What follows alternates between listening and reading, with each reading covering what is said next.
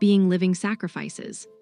If you say so, thought Sherry, but she couldn't help wondering when the abundant part would come in. 7:45 p.m.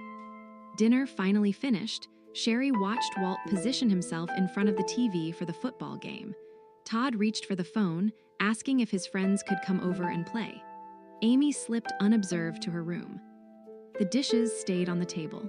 The family hadn't quite gotten the hang of helping clean up yet, but maybe the kids were still a little young for that. Sherry started clearing the dishes from the table. 11:30 p.m. Years ago, Sherry could have cleaned up after dinner, gotten the kids to bed on time, and performed Jeff's handed-off project with ease. A cup of coffee after dinner and the adrenaline rush that accompanied crises and deadlines galvanized Sherry into superhuman feats of productivity.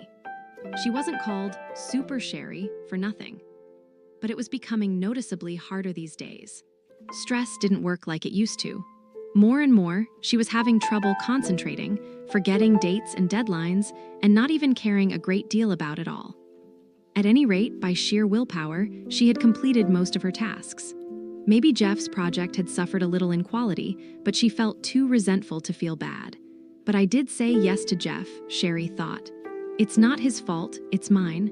Why couldn't I tell him how unfair it was for him to lay this on me? No time for that now. She had to get on with her real task for the evening, her talk with Walt. Her and Walt's courtship and early marriage had been pleasant. Where she'd been confused, Walt had been decisive. Where she'd felt insecure, he'd been strong. Not that Sherry wasn't contributing to the marriage. She saw Walt's lack of emotional connectedness, and she had taken upon herself the job of providing the warmth and love the relationship lacked. God has put together a good team, she would tell herself. Walt has the leadership, and I have the love. This would help her get over the lonely times when he couldn't seem to understand her hurt feelings. But over the years, Sherry noted a shift in the relationship. It started off subtly, then became more pronounced. She could hear it in his sarcastic tone when she had a complaint. She saw it in the lack of respect in his eyes when she tried to tell him about her need for more support from him. She felt it in his increasingly insistent demands for her to do things his way. And his temper. Maybe it was job stress or having kids. Whatever it was, Sherry never dreamed she'd ever hear the cutting, angry words she heard from the lips of the man she'd married. She didn't have to cross him much at all to be subjected to the anger, burnt toast, a checking overdraft, or forgetting to gas up the car. Any of these seemed to be enough. It all pointed to one conclusion. The marriage was no longer a team if it ever had been one. It was a parent-child relationship, with Sherry on the wrong end. At first, she thought she was imagining things. There I go again, looking for trouble when I have a great life, she told herself. That would help for a while, until Walt's next temper attack. Then her hurt and sadness would tell her the truth her mind wasn't willing to accept. Finally realizing that Walt was a controlling person, Sherry took the blame upon herself. I'd be that way, too, if I had a basket case like me to live with, she'd think. I'm the reason he gets so critical and frustrated. These conclusions led Sherry to a solution she had practiced for years, loving Walt out of his anger. This remedy went something like this. First, Sherry learned to read Walt's emotions by watching his temper, body language, and speech.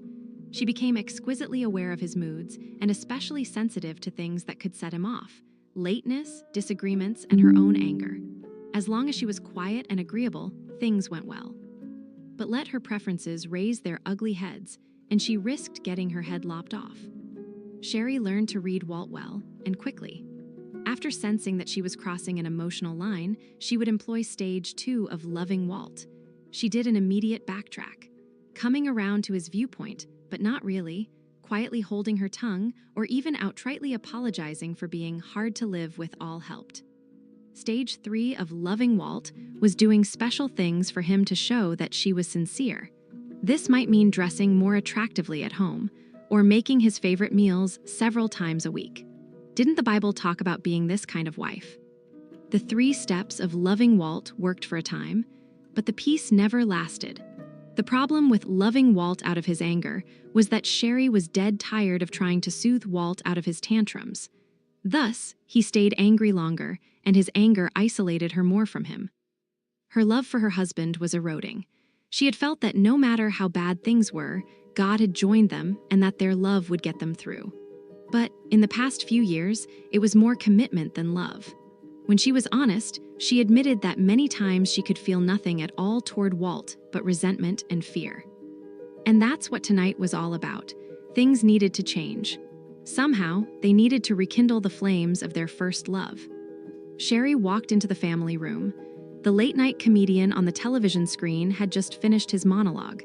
"Honey, can we talk?" she asked tentatively. There was no answer.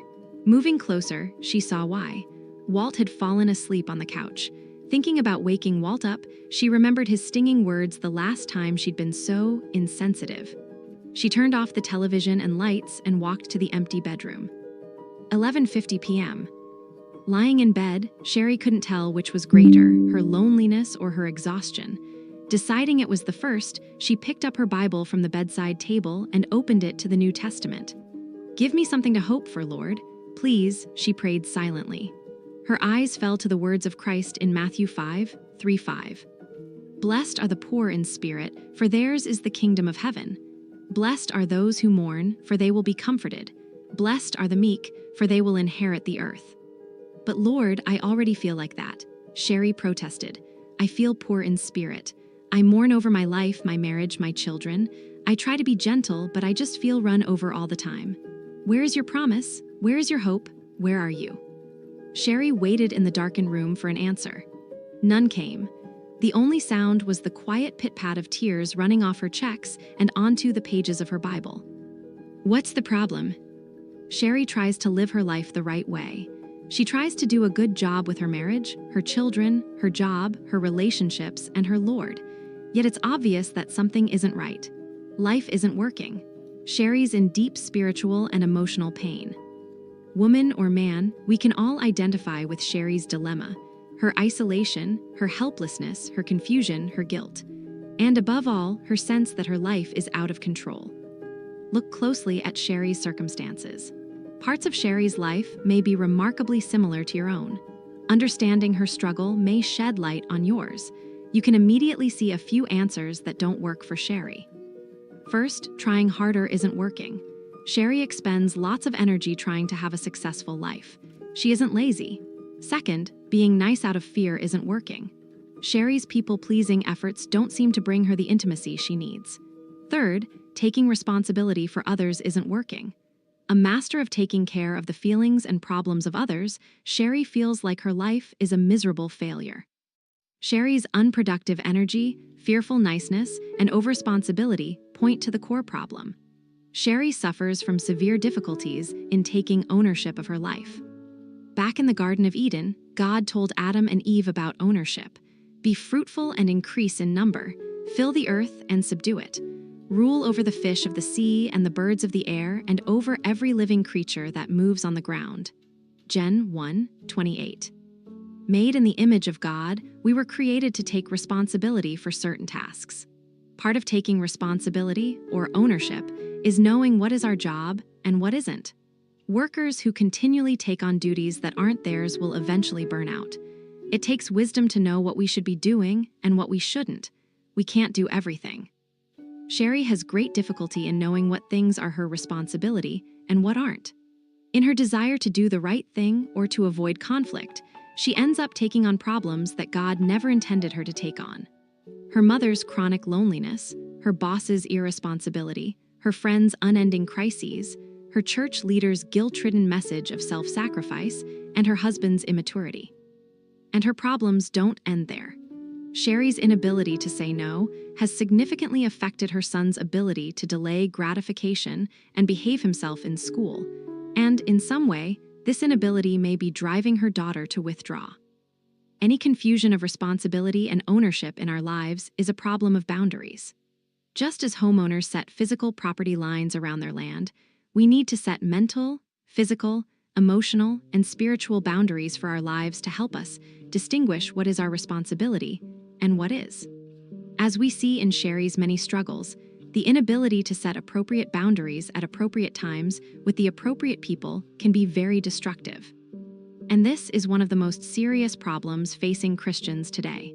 Many sincere, dedicated believers struggle with tremendous confusion about when it is biblically appropriate to set limits. When confronted with their lack of boundaries, they raise good questions. 1. Can I set limits and still be a loving person? 2. What are legitimate boundaries? 3. What if someone is upset or hurt by my boundaries? 4. How do I answer someone who wants my time, love, energy, or money? 5. Why do I feel guilty or afraid when I consider setting boundaries? 6. How do boundaries relate to submission? 7. Aren't boundaries selfish? Misinformation about the Bible's answers to these issues has led to much wrong teaching about boundaries. Not only that, but many clinical psychological symptoms, such as depression, anxiety disorders, eating disorders, addictions, impulsive disorders, guilt problems, shame issues, panic disorders, and marital and relational struggles, find their root in conflicts with boundaries. This book presents a biblical view of boundaries: what they are, what they protect, how they are developed, how they are injured, how to repair them, and how to use them. This book will answer the above questions and more. Our goal is to help you use biblical boundaries appropriately to achieve the relationships and purposes that God intends for you as His child. Sherry's knowledge of the scriptures seems to support her lack of boundaries. This book aims to help you see the deeply biblical nature of boundaries as they operate in the character of God, His universe, and His people. Chapter 2. What does a boundary look like? The parents of a 25-year-old man came to see me with a common request. They wanted me to fix their son, Bill. When I asked where Bill was, they answered, "Oh, he didn't want to come." "Why?" I asked. "Well, he doesn't think he has a problem," they replied. "Maybe he's right," I said to their surprise. "Tell me about it." They recited a history of problems that had begun at a very young age. Bill had never been quite up to snuff in their eyes. In recent years, he had exhibited problems with drugs and an inability to stay in school and find a career. It was apparent that they loved their son very much and were heartbroken over the way he was living. They had tried everything they knew to get him to change and live a responsible life, but all had failed. He was still using drugs, avoiding responsibility, and keeping questionable company. They told me that they had always given him everything he needed. He had plenty of money at school, so he wouldn't have to work, and he would have plenty of time for study and a social life. When he flunked out of one school or stopped going to classes, they were more than happy to do everything they could to get him into another school, where it might be better for him. After they had talked for a while, I responded, "I think your son is right. He doesn't have a problem." You could have mistaken their expression for a snapshot. They stared at me in disbelief for a full minute. Finally, the father said, "Did I hear you right? You don't think he has a problem?" "That's correct," I said. "He doesn't have a problem. You do. He can do pretty much whatever he wants, no problem. You pay, you fret, you worry, you plan, you exert energy to keep him going. He doesn't have a problem because you have taken it from him. Those things should be his problem, but as it now stands, they are yours. Would you like for me to help you help him to have some problems?" They looked at me like I was crazy, but some lights were beginning to go on in their heads. "What do you mean, help him to have some problems?" his mother asked.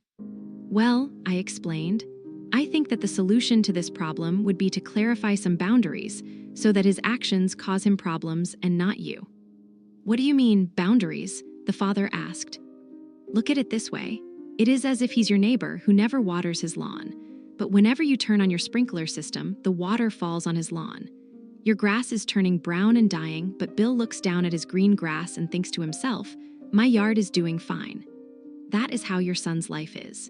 He doesn't study or plan or work, yet he has a nice place to live, plenty of money, and all the rights of a family member who is doing his part.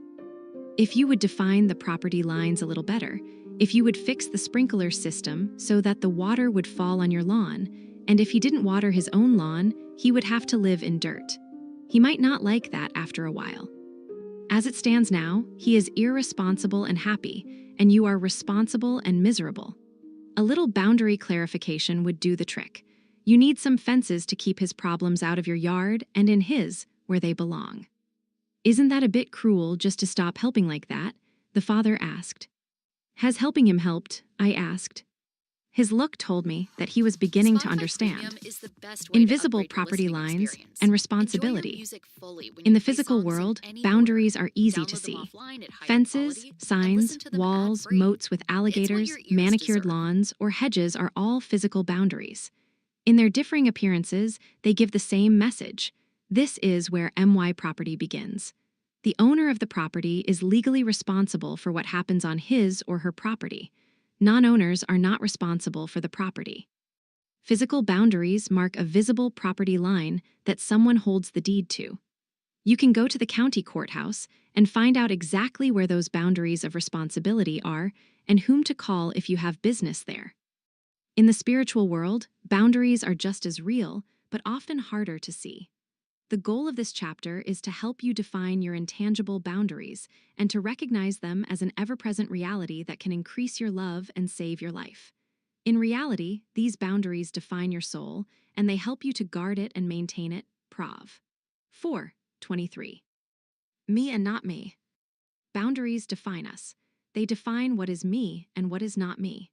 A boundary shows me where I end and someone else begins, leading me to a sense of ownership. Knowing what I am to own and take responsibility for gives me freedom. If I know where my yard begins and ends, I am free to do with it what I like.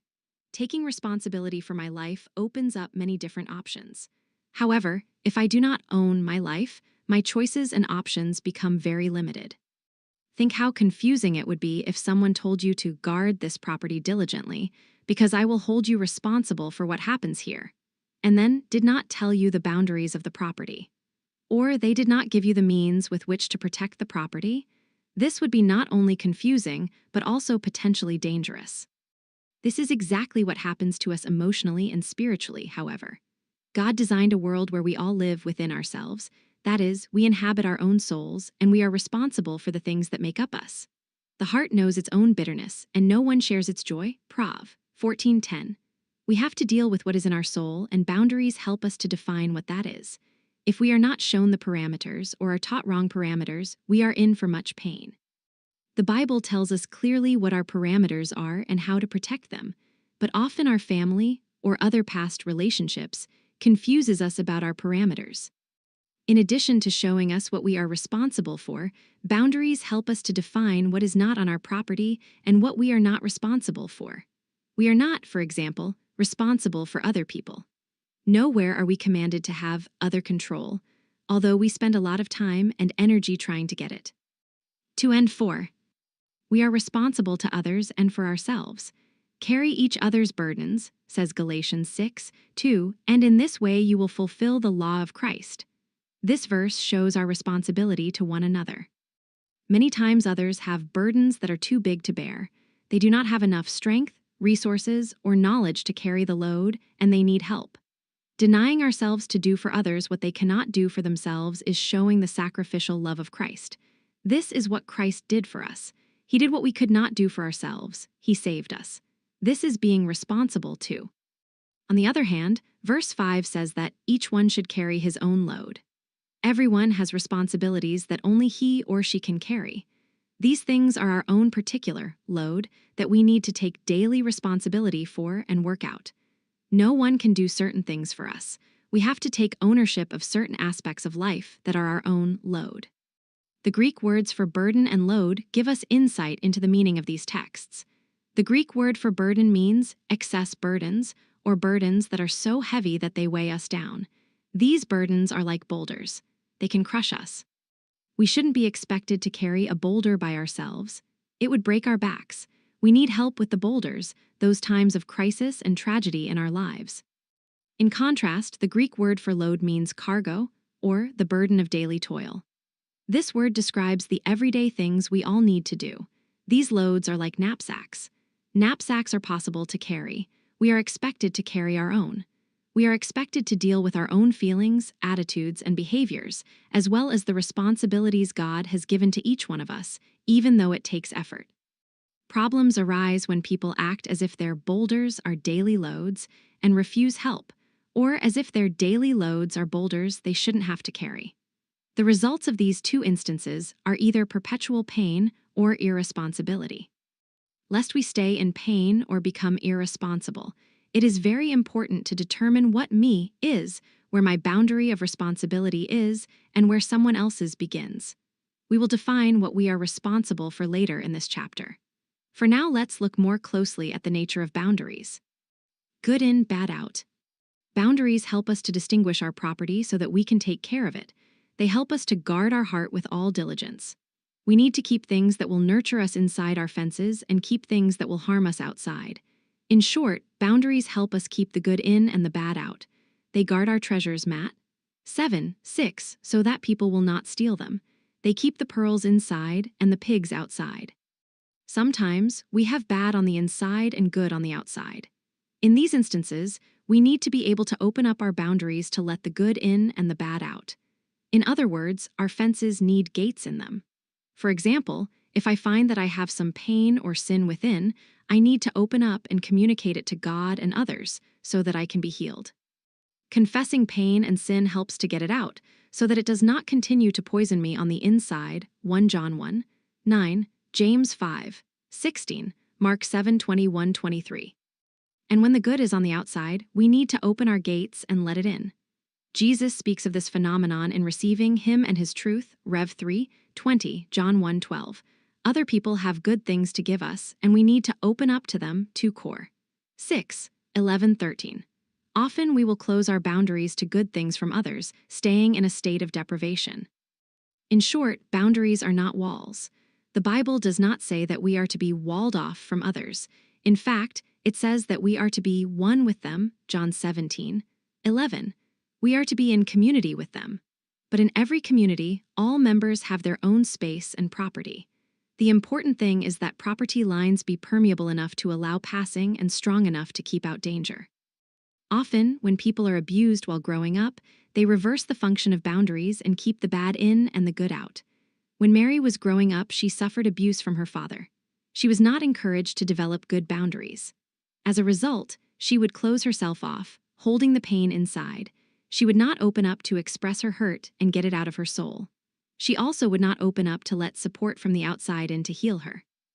In addition, she would continually allow others to dump more pain into her soul. Consequently, when she came in for help, she was carrying a lot of pain, still being abused and walled off from support from the outside. She had to reverse the ways her boundaries worked. She needed fences that were strong enough to keep the bad out and gates in those fences to let out the bad already in her soul, and let in the good she desperately needed. God and boundaries. The concept of boundaries comes from the very nature of God. God defines himself as a distinct, separate being, and he is responsible for himself. He defines and takes responsibility for his personality by telling us what he thinks, feels, plans, allows, will not allow, likes, and dislikes. He also defines himself as separate from his creation and from us. He differentiates himself from others. He tells us who he is and who he is not. For example, he says that he is love and that he is not darkness, 1 John 4:16, 1:6. In addition, he has boundaries within the Trinity. The Father, the Son, and the Spirit are one, but at the same time they are distinct persons with their own boundaries. Each one has his own personhood and responsibilities, as well as a connection and love for one another, John 17:24. God also limits what he will allow in his yard. He confronts sin and allows consequences for behavior. He guards his house and will not allow evil things to go on there. He invites people in who will love him, and he lets his love flow outward to them at the same time. The gates of his boundaries open and close appropriately. In the same way, he gave us his likeness. Gen 1:26, he gave us personal responsibility within limits. He wants us to rule and subdue the earth and to be responsible stewards over the life he has given us. To do that, we need to develop boundaries like God's. Examples of boundaries.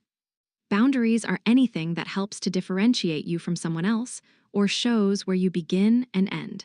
Here are some examples of boundaries. Skin. The most basic boundary that defines you is your physical skin. People often use this boundary as a metaphor for saying that their personal boundaries have been violated. He really gets under my skin. Your physical self is the first way that you learn that you are separate from others.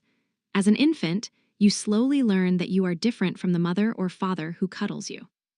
The skin boundary keeps the good in and the bad out. It protects your blood and bones, holding them on the inside and all together. It also keeps germs outside, protecting you from infection.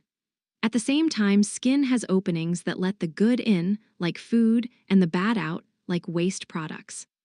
Victims of physical and sexual abuse often have a poor sense of boundaries. Early in life, they were taught that their property did not really begin at their skin. Others could invade their property and do whatever they wanted. As a result, they have difficulty establishing boundaries later in life. Words. In the physical world, a fence or some other kind of structure usually delineates a boundary. In the spiritual world, fences are invisible. Nevertheless, you can create good protective fences with your words. The most basic boundary-setting word is no. It lets others know that you exist apart from them and that you are in control of you. Being clear about your no and your yes is a theme that runs throughout the Bible. Matt 5:37, James 5:12. No is a confrontational word. The Bible says that we are to confront people we love, saying, "No, that behavior is not okay. I will not participate in that." The word no is also important in setting limits on abuse. Many passages of Scripture urge us to say no to others' sinful treatment of us. Matt 18:15-20. The Bible also warns us against giving to others, reluctantly or under compulsion. 2 Cor 9:7. People with poor boundaries struggle with saying no to the control, pressure, demands, and sometimes the real needs of others. They feel that if they say no to someone, they will endanger their relationship with that person, so they passively comply but inwardly resent. Sometimes a person is pressuring you to do something. Other times the pressure comes from your own sense of what you should do. If you cannot say no to this external or internal pressure, you have lost control of your property and are not enjoying the fruit of self-control. Your words also define your property for others as you communicate your feelings, intentions, or dislikes. It is difficult for people to know where you stand when you do not use words to define your property. God does this when He says, "I like this and I hate that," or "I will do this and I will not do that." Your words let people know where you stand and thus give them a sense of the edges that help identify you.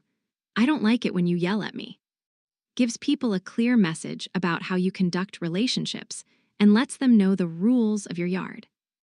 Truth. Knowing the truth about God and His property puts limits on you and shows you His boundaries. Realizing the truth of His unchangeable reality helps you to define yourself in relation to Him. When He says that you will reap what you sow, Gal 6:7, for example, you either define yourself in relation to that reality or continue to get injured if you try to go against it. To be in touch with God's truth is to be in touch with reality, and to live in accord with that reality makes for a better life. P.S. 119:2-45. Satan is the great distorter of reality. Recall in the garden when he tempted Eve to question God's boundaries and His truth. The consequences were disastrous. There is always safety in the truth, whether it be knowing God's truth or knowing the truth about yourself. Many people live scattered and tumultuous lives trying to live outside of their own boundaries, not accepting and expressing the truth of who they are. Honesty about who you are gives you the biblical value of integrity or oneness. Geographical distance. Proverbs 22:3 says that the prudent man sees the evil and hides himself. Sometimes physically removing yourself from a situation will help maintain boundaries. You can do this to replenish yourself physically, emotionally, and spiritually after you have given to your limit, as Jesus often did. Or you can remove yourself to get away from danger and put limits on evil. The Bible urges us to separate from those who continue to hurt us and to create a safe place for ourselves. Removing yourself from the situation will also cause the one who is left behind to experience a loss of fellowship that may lead to changed behavior. Matt 18:17-18, 1 Cor 5:11-13. When a relationship is abusive, many times the only way to finally show the other person that your boundaries are real is to create space until they are ready to deal with the problem. The Bible supports the idea of limiting togetherness for the sake of binding evil. Time. Taking time off from a person or a project can be a way of regaining ownership over some out-of-control aspect of your life where boundaries need to be set. Adult children who have never spiritually and emotionally separated from their parents often need time away. They have spent their whole lives embracing and keeping Ekel. 3, 5, 6, and have been afraid to refrain from embracing and to throw away some of their outgrown ways of relating. They need to spend some time building boundaries against the old ways and creating new ways of relating that for a while may feel alienating to their parents. This time apart usually improves their relationship with their parents. Emotional distance. Emotional distance is a temporary boundary to give your heart the space it needs to be safe. It is never a permanent way of living. People who have been in abusive relationships need to find a safe place to begin to thaw out emotionally. Sometimes in abusive marriages, the abused spouse needs to keep emotional distance until the abusive partner begins to face his or her problems and become trustworthy. You should not continue to set yourself up for hurt and disappointment. If you have been in an abusive relationship, you should wait until it is safe and until real patterns of change have been demonstrated before you go back. Many people are too quick to trust someone in the name of forgiveness and not make sure that the other is producing fruit in keeping with repentance. Luke 3, 8. To continue to open yourself up emotionally to an abusive or addicted person without seeing true change is foolish. Forgive, but guard your heart until you see sustained change. Other people. You need to depend on others to help you set and keep boundaries. People subject to another person's addictions, control, or abuse are finding that after years and years of loving too much, they can find the ability to create boundaries only through a support group. Their support system is giving them the strength to say no to abuse and control for the first time in their lives. There are 2 reasons why you need others to help with boundaries. The first is that your most basic need in life is for relationship. People suffer much to have relationships, and many put up with abuse because they fear their partners will leave them and they will be alone if they stand up to them. Fear of being alone keeps many in hurtful patterns for years.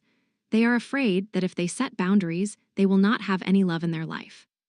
When they open themselves up to support from others, however, they find that the abusive person is not the only source of love in the world, and that they can find the strength through their support system to set the limits they need to set.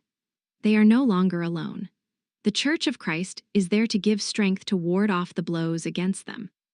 The other reason we need others is because we need new input and teaching.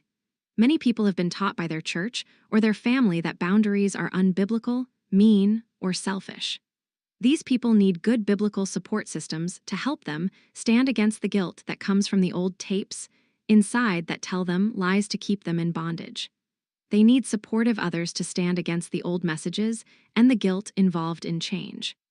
In Part II, we will be discussing in greater detail how to build boundaries in all the primary relationships in your life. Our point for now is that boundaries are not built in a vacuum. Creating boundaries always involves a support network. Consequences. Trespassing on other people's property carries consequences. No trespassing signs usually carry a threat of prosecution if someone steps over the boundaries. The Bible teaches this principle over and over, saying that if we walk one way, this will happen, and if we walk another way, something else will happen. Just as the Bible sets consequences for certain behaviors, we need to back up our boundaries with consequences. How many marriages could have been saved if one spouse had followed through with the threat of, if you don't stop drinking, or coming home at midnight, or hitting me, or yelling at the kids, I will leave until you get some treatment?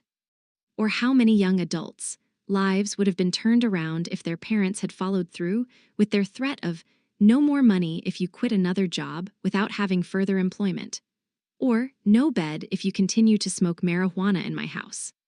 Paul is not kidding in 2 Thessalonians 3:10 when he says that if anyone will not work, don't let him or her eat. God does not enable irresponsible behavior. Hunger is a consequence of laziness, Prov. 16:26. Consequences give some good barbs to fences.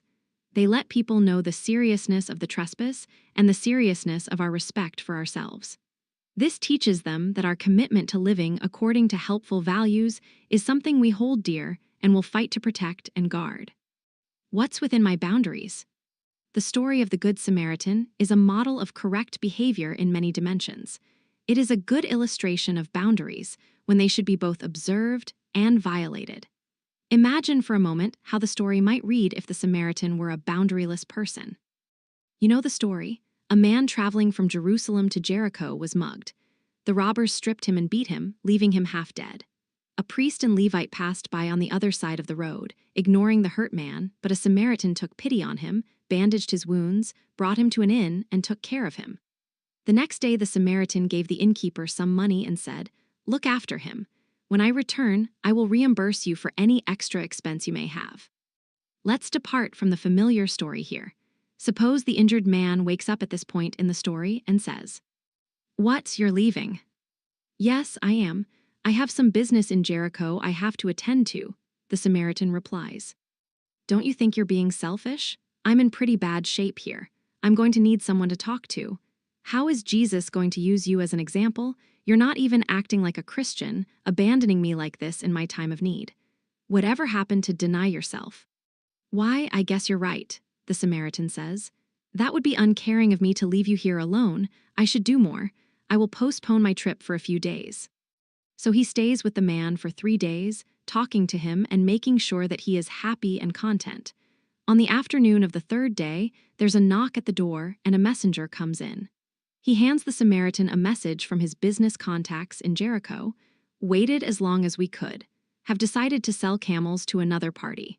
Our next herd will be here in 6 months. How could you do this to me?"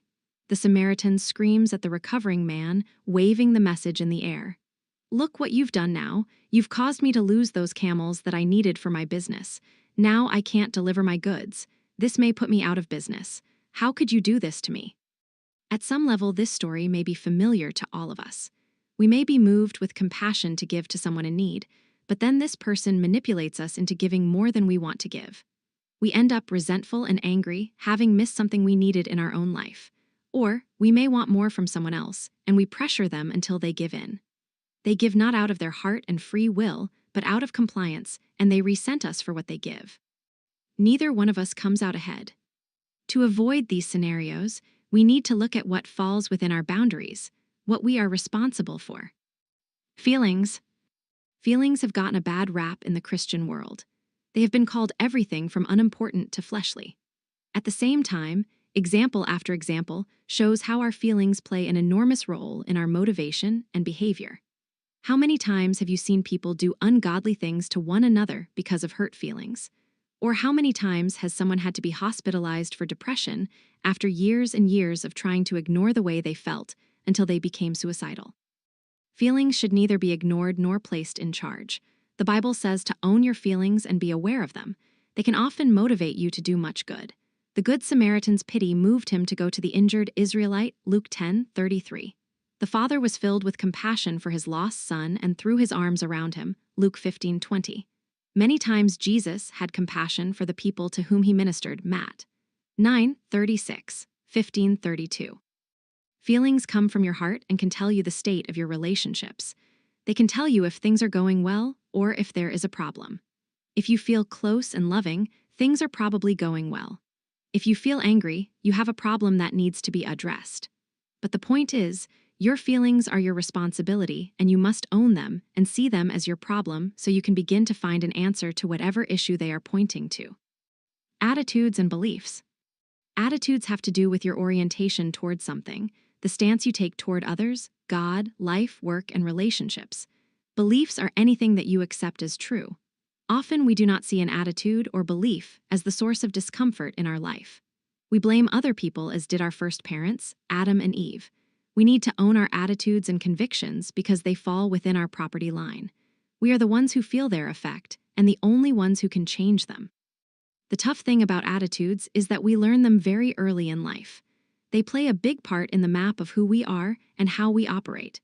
People who have never questioned their attitudes and beliefs can fall prey to the dynamic that Jesus referred to when he described people holding on to the traditions of men instead of the commands of God, Mark 7:8, Matt 15:3. People with boundary problems usually have distorted attitudes about responsibility. They feel that to hold people responsible for their feelings, choices, and behaviors is mean. However, Proverbs repeatedly says that setting limits and accepting responsibility will save lives. Prov. 13:18-24. Behaviors. Behaviors have consequences. As Paul says, a man reaps what he sows, Gal 6:7-8. If we study, we will reap good grades. If we go to work, we will get a paycheck. If we exercise, we will be in better health. If we act lovingly toward others, we will have closer relationships. On the negative side, if we sow idleness, irresponsibility, or out-of-control behavior, we can expect to reap poverty, failure, and the effects of loose living. These are natural consequences of our behavior. The problem comes when someone interrupts the law of sowing and reaping in another's life. A person's drinking or abuse should have consequences for the drinker or the abuser. Stern discipline awaits him who leaves the path. Prov. 15:10. To rescue people from the natural consequences of their behavior is to render them powerless. This happens a lot with parents and children. Parents often yell and nag instead of allowing their children to reap the natural consequences of their behavior. Parenting with love and limits, with warmth and consequences, produces confident children who have a sense of control over their lives. Choices.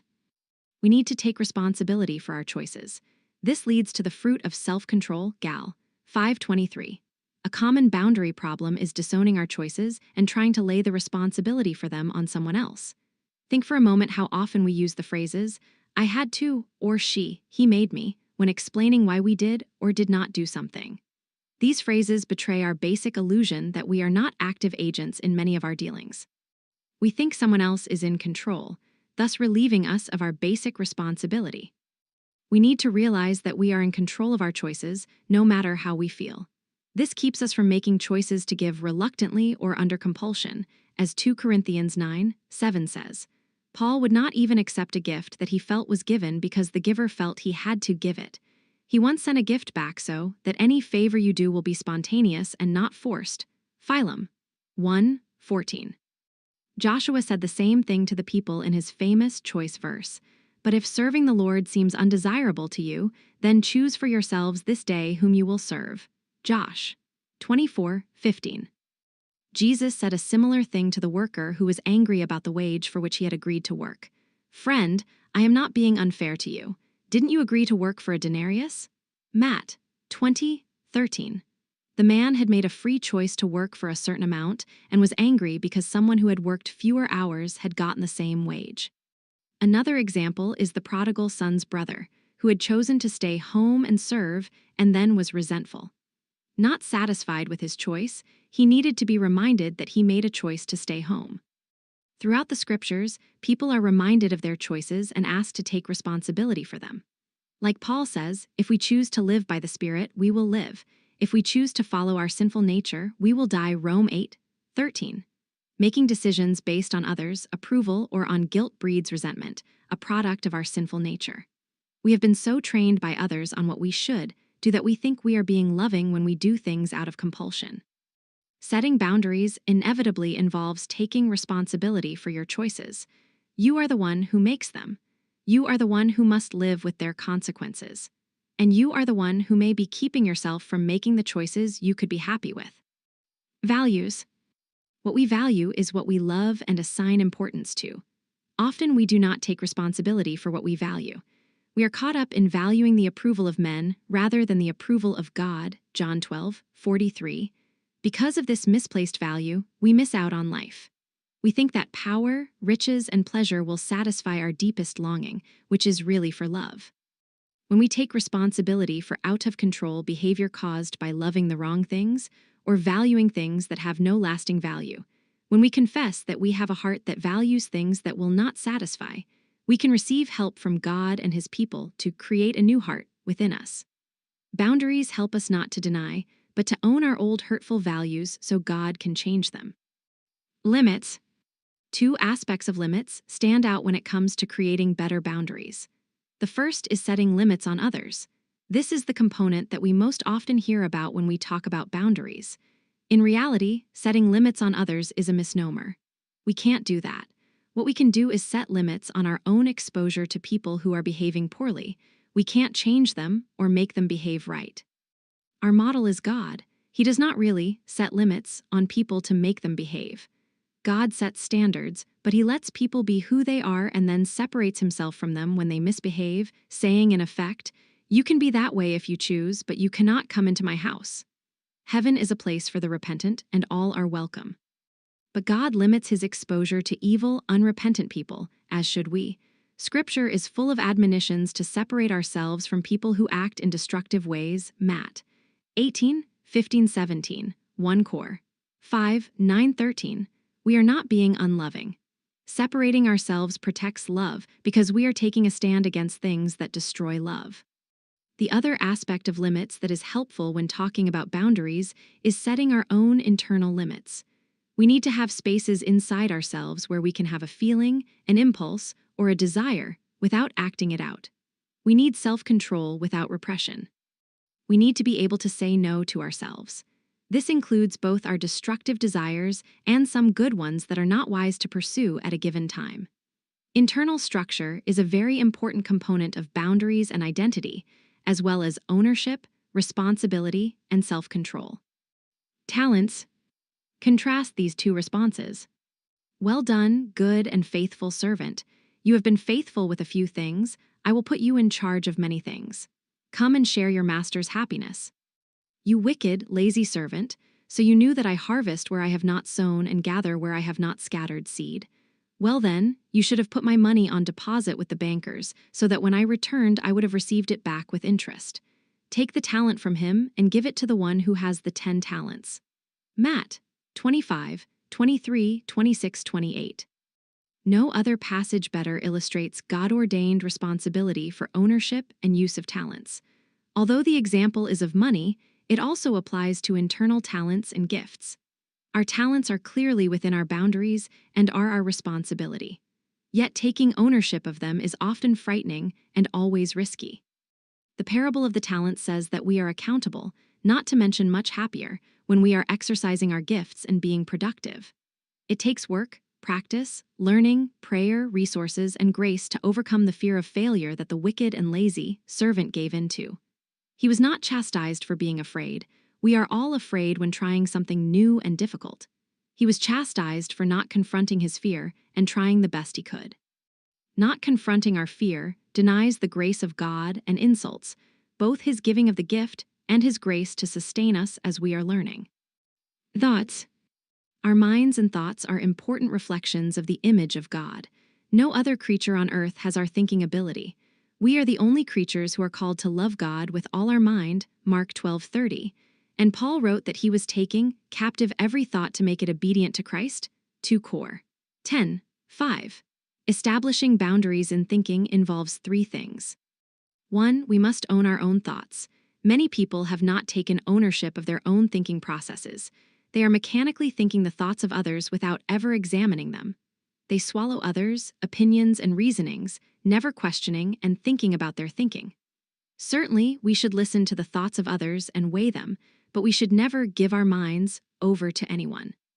We are to weigh things for ourselves in the context of relationship, sharpening each other as iron, but remaining separate thinkers. 2. We must grow in knowledge and expand our minds. One area in which we need to grow is in knowledge of God and His Word. David said of knowing God's Word, "My soul is consumed with longing for your laws at all times. Your statutes are my delight, they are my counselors." P.S. 119, 20, 24. We also learn much about God by studying His creation and His work. In learning about His world, we obey the commandment to rule and subdue the earth and all that is within it. We must learn about the world that He has given us to become wise stewards. Whether we are doing brain surgery, balancing our checkbook, or raising children, we are to use our brains to have better lives and glorify God. 3. We must clarify distorted thinking. We all have a tendency to not see things clearly, to think and perceive in distorted ways. Probably the easiest distortions to notice are in personal relationships. We rarely see people as they really are. Our perceptions are distorted by past relationships and our own preconceptions of who we think they are, even the people we know best. We do not see clearly because of the logs in our eyes. Matt 7:3-5. Taking ownership of our thinking in relationships requires being active in checking out where we may be wrong. As we assimilate new information, Our thinking adapts and grows closer to reality. Also, we need to make sure that we are communicating our thoughts to others. Many people think that others should be able to read their minds and know what they want. This leads to frustration. Even Paul says, "For who among men knows the thoughts of a man except the man's spirit within him?" 1 Cor. 2:11. What a great statement about boundaries. We have our own thoughts, and if we want others to know them, we must tell them. Desires. Our desires lie within our boundaries. Each of us has different desires and wants, dreams and wishes, goals and plans, hungers and thirsts. We all want to satisfy me. But why are there so few satisfied me's around? Part of the problem lies in the lack of structured boundaries within our personality. We can't define who the real me is and what we truly desire. Many desires masquerade as the real thing. They are lusts that come out of not owning our real desires. For example, many sex addicts are looking for sexual experiences, but what they really desire is love and affection. James writes about this problem of not owning and seeking our real desires with pure motives. You want something but don't get it. You kill and covet, but you cannot have what you want. You quarrel and fight. You do not have because you do not ask God. When you ask, you do not receive because you ask with wrong motives that you may spend what you get on your pleasures. James 4:2-3. We often do not actively seek our desires from God, and those desires are mixed up with things that we do not really need.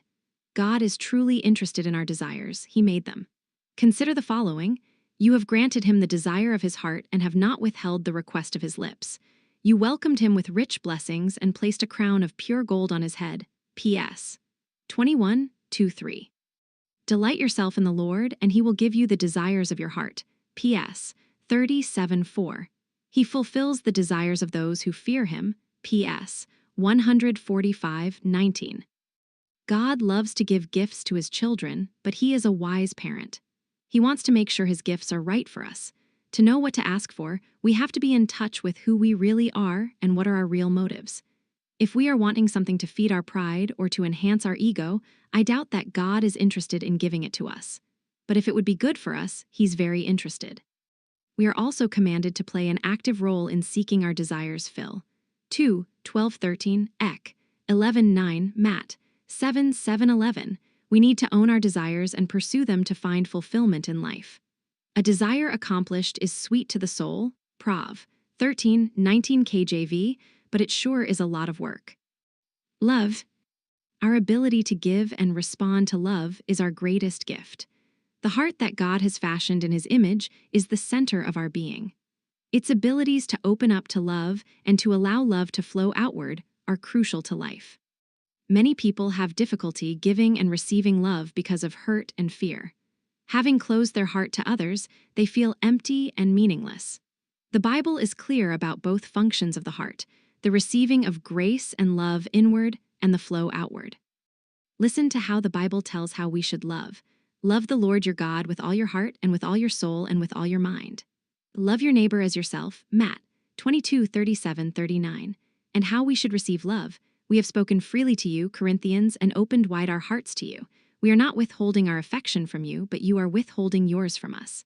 As a fair exchange, I speak as to my children, open wide your hearts also. 2 Cor. 6:11-13. Our loving heart, like our physical one, needs an inflow as well as an outflow of lifeblood. And like its physical counterpart, our heart is a muscle, a trust muscle. This trust muscle needs to be used and exercised. If it is injured, it will slow down or weaken. We need to take responsibility for this loving function of ourselves and use it. Love concealed or love rejected can both kill us. Many people do not take ownership for how they resist love. They have a lot of love around them, but do not realize that their loneliness is a result of their own lack of responsiveness.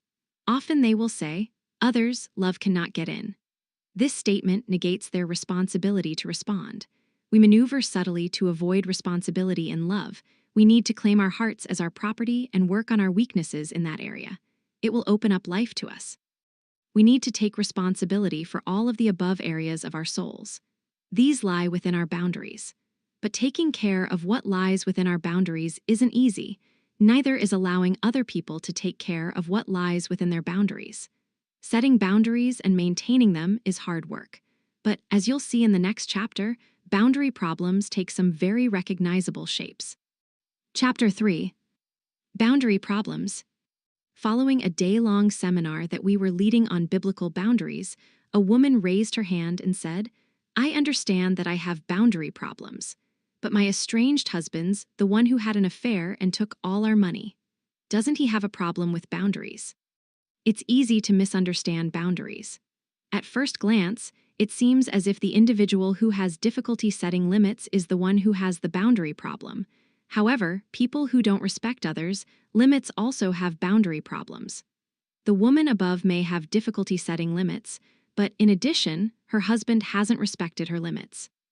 In this chapter, we'll categorize the main types of boundary problems, providing you some pegs on which to hang your thoughts.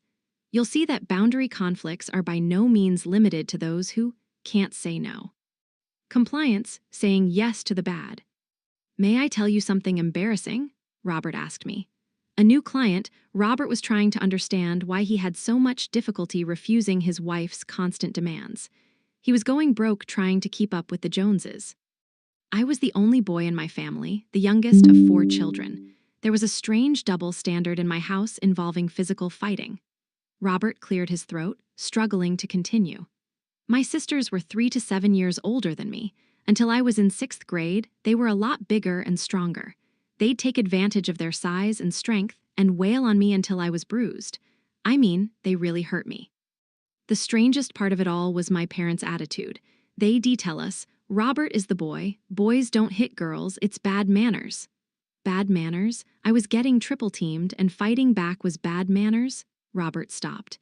His shame kept him from continuing, but he'd said enough. He had unearthed part of the reason for his conflicts with his wife. When parents teach children that setting boundaries or saying no is bad, they are teaching them that others can do with them as they wish. They are sending their children defenseless into a world that contains much evil. Evil in the form of controlling, manipulative, and exploitative people. Evil in the form of temptations. To feel safe in such an evil world, children need to have the power to say things like, "No. I disagree. I will not. I choose not to. Stop that. It hurts. It's wrong. That's bad. I don't like it when you touch me there." Blocking a child's ability to say no handicaps that child for life. Adults with handicaps like Robert's have this first boundary injury. They say yes to bad things. This type of boundary conflict is called compliance. Compliant people have fuzzy and indistinct boundaries. They melt into the demands and needs of other people. They can't stand alone, distinct from people who want something from them. Compliants, for example, pretend to like the same restaurants and movies their friends do, just to get along.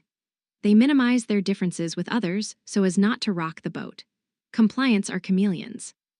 After a while, it's hard to distinguish them from their environment. The inability to say no to the bad is pervasive. Not only does it keep us from refusing evil in our lives, it often keeps us from recognizing evil. Many compliant people realize too late that they're in a dangerous or abusive relationship. Their spiritual and emotional radar is broken. They have no ability to guard their hearts. Prov. 4:23. This type of boundary problem paralyses people's no muscles. Whenever they need to protect themselves by saying no, the word catches in their throats. This happens for a number of different reasons. Fear of hurting the other person's feelings. Fear of abandonment and separateness. A wish to be totally dependent on another. Fear of someone else's anger. Fear of punishment. Fear of being shamed. Fear of being seen as bad or selfish. Fear of being unspiritual. Fear of one's overstrict, critical conscience. This last fear is actually experienced as guilt. People who have an overstrict, critical conscience will condemn themselves for things God Himself doesn't condemn them for. As Paul says, since their conscience is weak, it is defiled. 1 Cor. 8:7. Afraid to confront their unbiblical and critical internal parent, they tighten appropriate boundaries. When we give in to guilty feelings, we are complying with a harsh conscience. This fear of disobeying the harsh conscience translates into an inability to confront others, a saying yes to the bad, because it would cause more guilt. Biblical compliance needs to be distinguished from this kind of compliance. Matthew 9:13 says that God desires compassion and not sacrifice, NASB. In other words, God wants us to be compliant from the inside out, compassionate, not compliant on the outside, and resentful on the inside, sacrificial. Compliance take on too many responsibilities and set too few boundaries, not by choice, but because they are afraid. Avoidance, saying no to the good. The living room suddenly became very quiet. The Bible study group that had been meeting at the Craig's house for 6 months had suddenly become more intimate.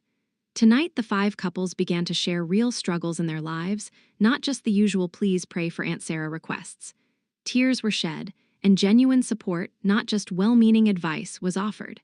Everyone, except the hostess, Rachel Henderson, had taken a turn talking. Rachel had been the driving force behind the formation of the Bible study.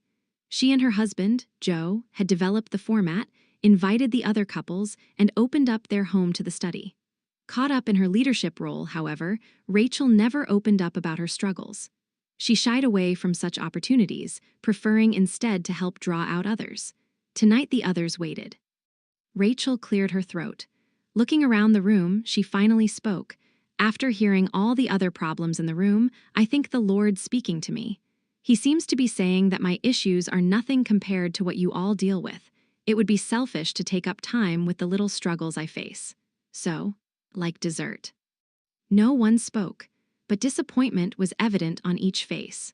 Rachel had again avoided an opportunity for others to love her as they'd been loved by her. This boundary problem is called avoidance, saying no to the good. It's the inability to ask for help, to recognize one's own needs, to let others in. Avoidants withdraw when they are in need. They do not ask for the support of others. Why is avoidance a boundary problem? At the heart of the struggle is a confusion of boundaries as walls. Boundaries are supposed to be able to breathe, to be like fences with a gate that can let the good in and the bad out. Individuals with walls for boundaries can let in neither bad nor good. No one touches them. God designed our personal boundaries to have gates. We should have the freedom to enjoy safe relationships and to avoid destructive ones. God even allows us the freedom to let him in or to close him off. Here I am, I stand at the door and knock. If anyone hears my voice and opens the door, I will come in and eat with him and he with me. Rev 3:20. God has no interest in violating our boundaries so that he can relate to us. He understands that this would cause injuries of trust. It is our responsibility to open up to him in need and repentance. Yet, for avoidance, opening up to both God and people is almost impossible. The impermeable boundaries of avoidance cause a rigidity toward their God-given needs. They experience their problems and legitimate wants as something bad, destructive, or shameful. Some people, like Marty, are both compliance and avoidance. In a recent session, Marty laughed ruefully at herself. I'm beginning to see a pattern here. When someone needs 4 hours with me, I can't say no. When I need someone for 10 minutes, I can't ask for it. Isn't there a transistor in my head that I can replace? Marty's dilemma is shared by many adults. She says yes to the bad compliant and says no to the good avoidant. Individuals who have both boundary conflicts not only cannot refuse evil, they are unable to receive the support they so readily offer to others. They are stuck in a cycle of feeling drained, but with nothing to replace the lost energy. Compliant avoidants suffer from what is called reversed boundaries. They have no boundaries where they need them, and they have boundaries where they shouldn't have them. Controllers, not respecting others' boundaries. What do you mean? You're quitting? You can't leave now. Steve looked across his desk at his administrative assistant. Frank had been working for Steve for several years and was finally fed up. He had given his all to the position, but Steve didn't know when to back off. Time after time, Steve would insist on Frank spending unpaid time at the office on important projects. Frank had even switched his vacation schedule twice at Steve's insistence. But the final straw was when Steve began calling Frank at home. An occasional call at home, Frank could understand. But almost every day, during dinner time, the family would wait while Frank had a telephone conference with his boss. Several times, Frank had tried to talk with Steve about the time violations, but Steve never really understood how burned out Frank was. After all, he needed Frank. Frank made him look successful, and it was so easy to get him to work harder.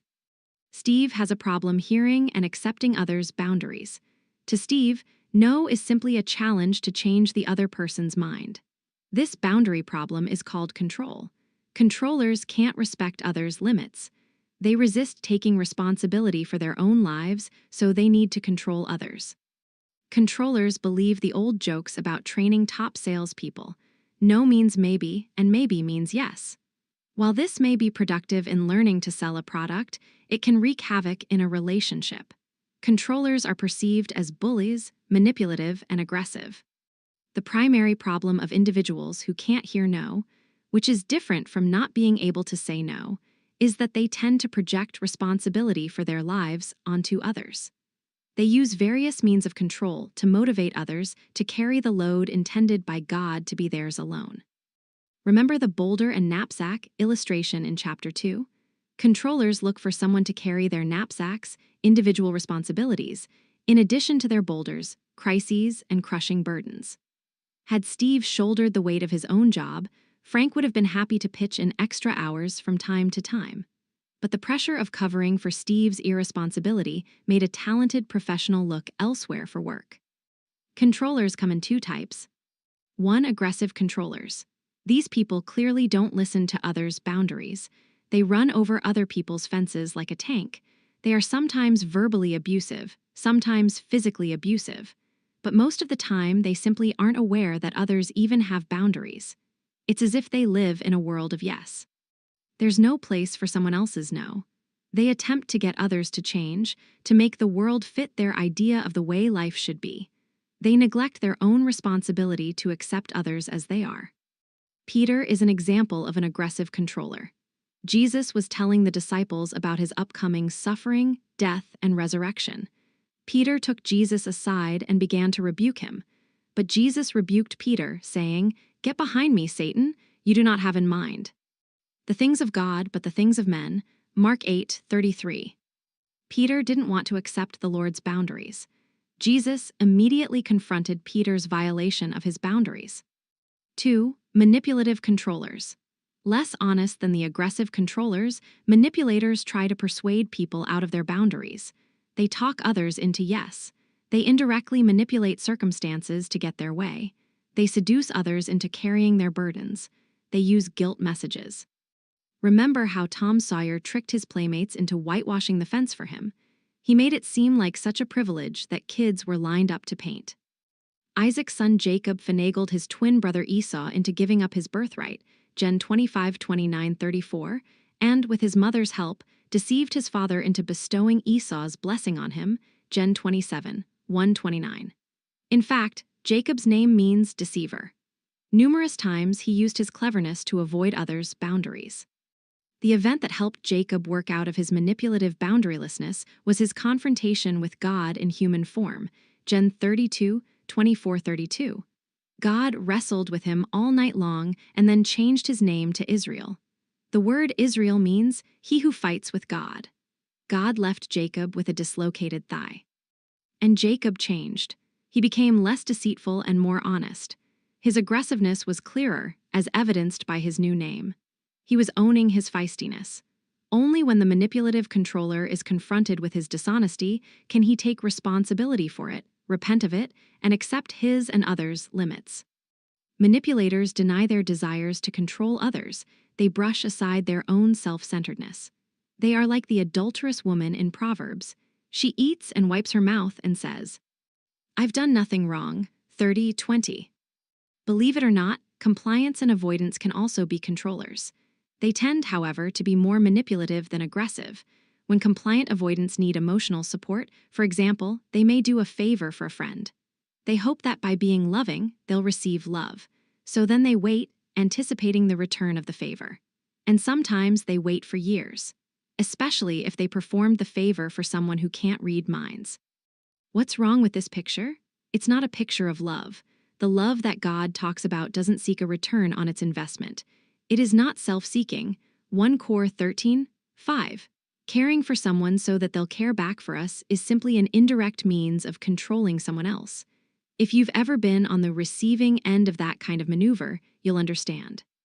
1 minute you've taken the compliment or favor. The next minute you've hurt someone's feelings by not figuring out the price tag attached. Boundary injuries. At this point, you might be saying to yourself, wait a minute, how can controllers be called injured? They are the injurers, not the injured. Indeed, controllers do lots of damage to others, but they also have boundary problems. Let's see what goes on underneath. Controllers are undisciplined people. They have little ability to curb their impulses or desires. While it appears that they get what they want in life, they are still slaves to their appetites. Delaying gratification is difficult for them. That's why they hate the word no from others. They desperately need to learn to listen to the boundaries of others to help them observe their own. Controllers also are limited in their ability to take responsibility for owning their lives. Having relied on bullying or indirectness, they can't function on their own in the world. The only remedy is to let controllers experience the consequences of their irresponsibility. Finally, controllers are isolated. People stay with them out of fear, guilt, or dependency. If they're honest, controllers rarely feel loved. Why? Because in their heart of hearts, they know that the only reason people spend time with them is because they are pulling the strings. If they stopped threatening or manipulating, they would be abandoned. And at some deep level, they are aware of their isolation. There is no fear in love, but perfect love drives out fear. 1 John 4:18. We can't terrorize or make others feel guilty and be loved by them at the same time. Non-responsives, not hearing the needs of others. Brenda's hand trembled as she talked. Usually I've got pretty thick skin with Mike, but I guess the past couple of weeks of kid problems and work stresses had me feeling very vulnerable. This time his response didn't make me angry. It just hurt, and it hurt bad. Brenda was recounting a recent marital struggle.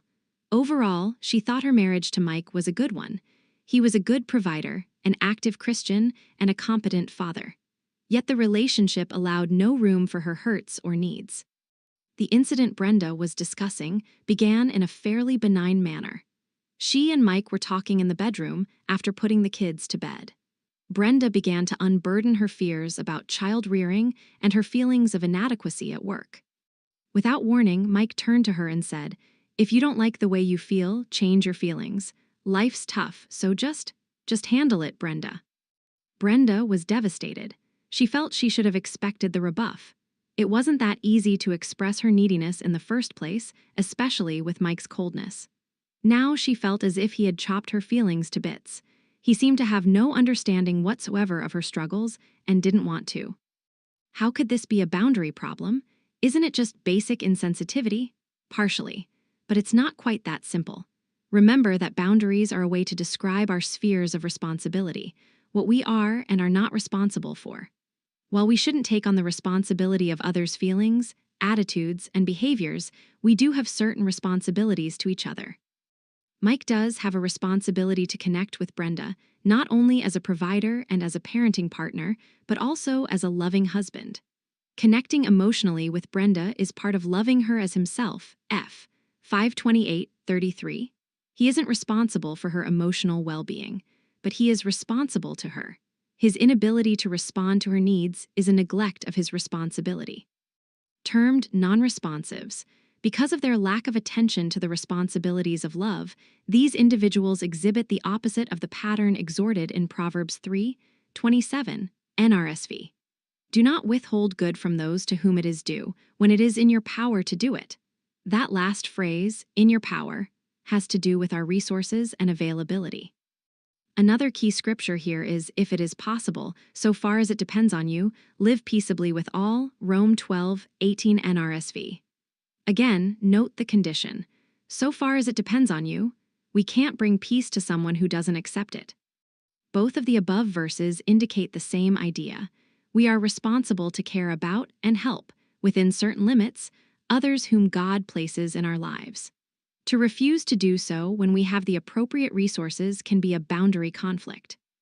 Non-responsives fall into one of two groups. 1. Those with a critical spirit toward others. Needs, a projection of our own hatred of our needs onto others, a problem Jesus addressed in Matthew 7:1-5. They hate being incomplete in themselves. As a result, they ignore the needs of others. 2. Those who are so absorbed in their own desires and needs they exclude others, a form of narcissism. Don't confuse this self-absorption with a God-given sense of taking responsibility for one's own needs first so that one is able to love others. Do not merely look out for your own personal interests, but also for the interests of others. Phil. 2:4. God wants us to take care of ourselves so that we can help others without moving into a crisis ourselves. Controllers and non-responsives. Controlling non-responsives have a hard time looking past themselves. They see others as responsible for their struggles and are on the lookout for someone to take care of them. They gravitate towards someone with blurry boundaries, who will naturally take on too many responsibilities in the relationship and who won't complain about it. It's like the old joke about relationships. What happens when a rescuing, enabling person meets a controlling, insensitive person? Answer: they get married. Actually, this makes sense. Compliant avoidants search for someone to repair. This keeps them saying yes and keeps them out of touch with their own needs. Who fits the bill better than a controlling non-responsive? And controlling non-responsives search for someone to keep them away from responsibility. Who better than a compliant avoidant? Below is a chart of the 4 types of boundary problems. It will help you see at a glance the kinds of problems with which you may struggle. Summary of boundary problems. Under the heading, can't say. For no, the compliant feels guilty and or controlled by others, can't set boundaries. For yes, the non-responsive sets boundaries against responsibility to love. Under the heading, can't hear. For no, the controller aggressively or manipulatively violates boundaries of others. For yes, the avoidant sets boundaries against receiving care of others. Functional and relational boundary issues. A final boundary problem involves the distinction between functional and relational boundaries. Functional boundaries refers to a person's ability to complete a task, project, or job. It has to do with performance, discipline, initiative, and planning. Relational boundaries refers to the ability to speak truth to others with whom we are in relationship. Another way of looking at it is that functional boundaries refer to our Martha parts, and relational are Mary parts, Luke 10:38-42. Mary and Martha were friends of Jesus. Martha prepared dinner while Mary sat at Jesus' feet.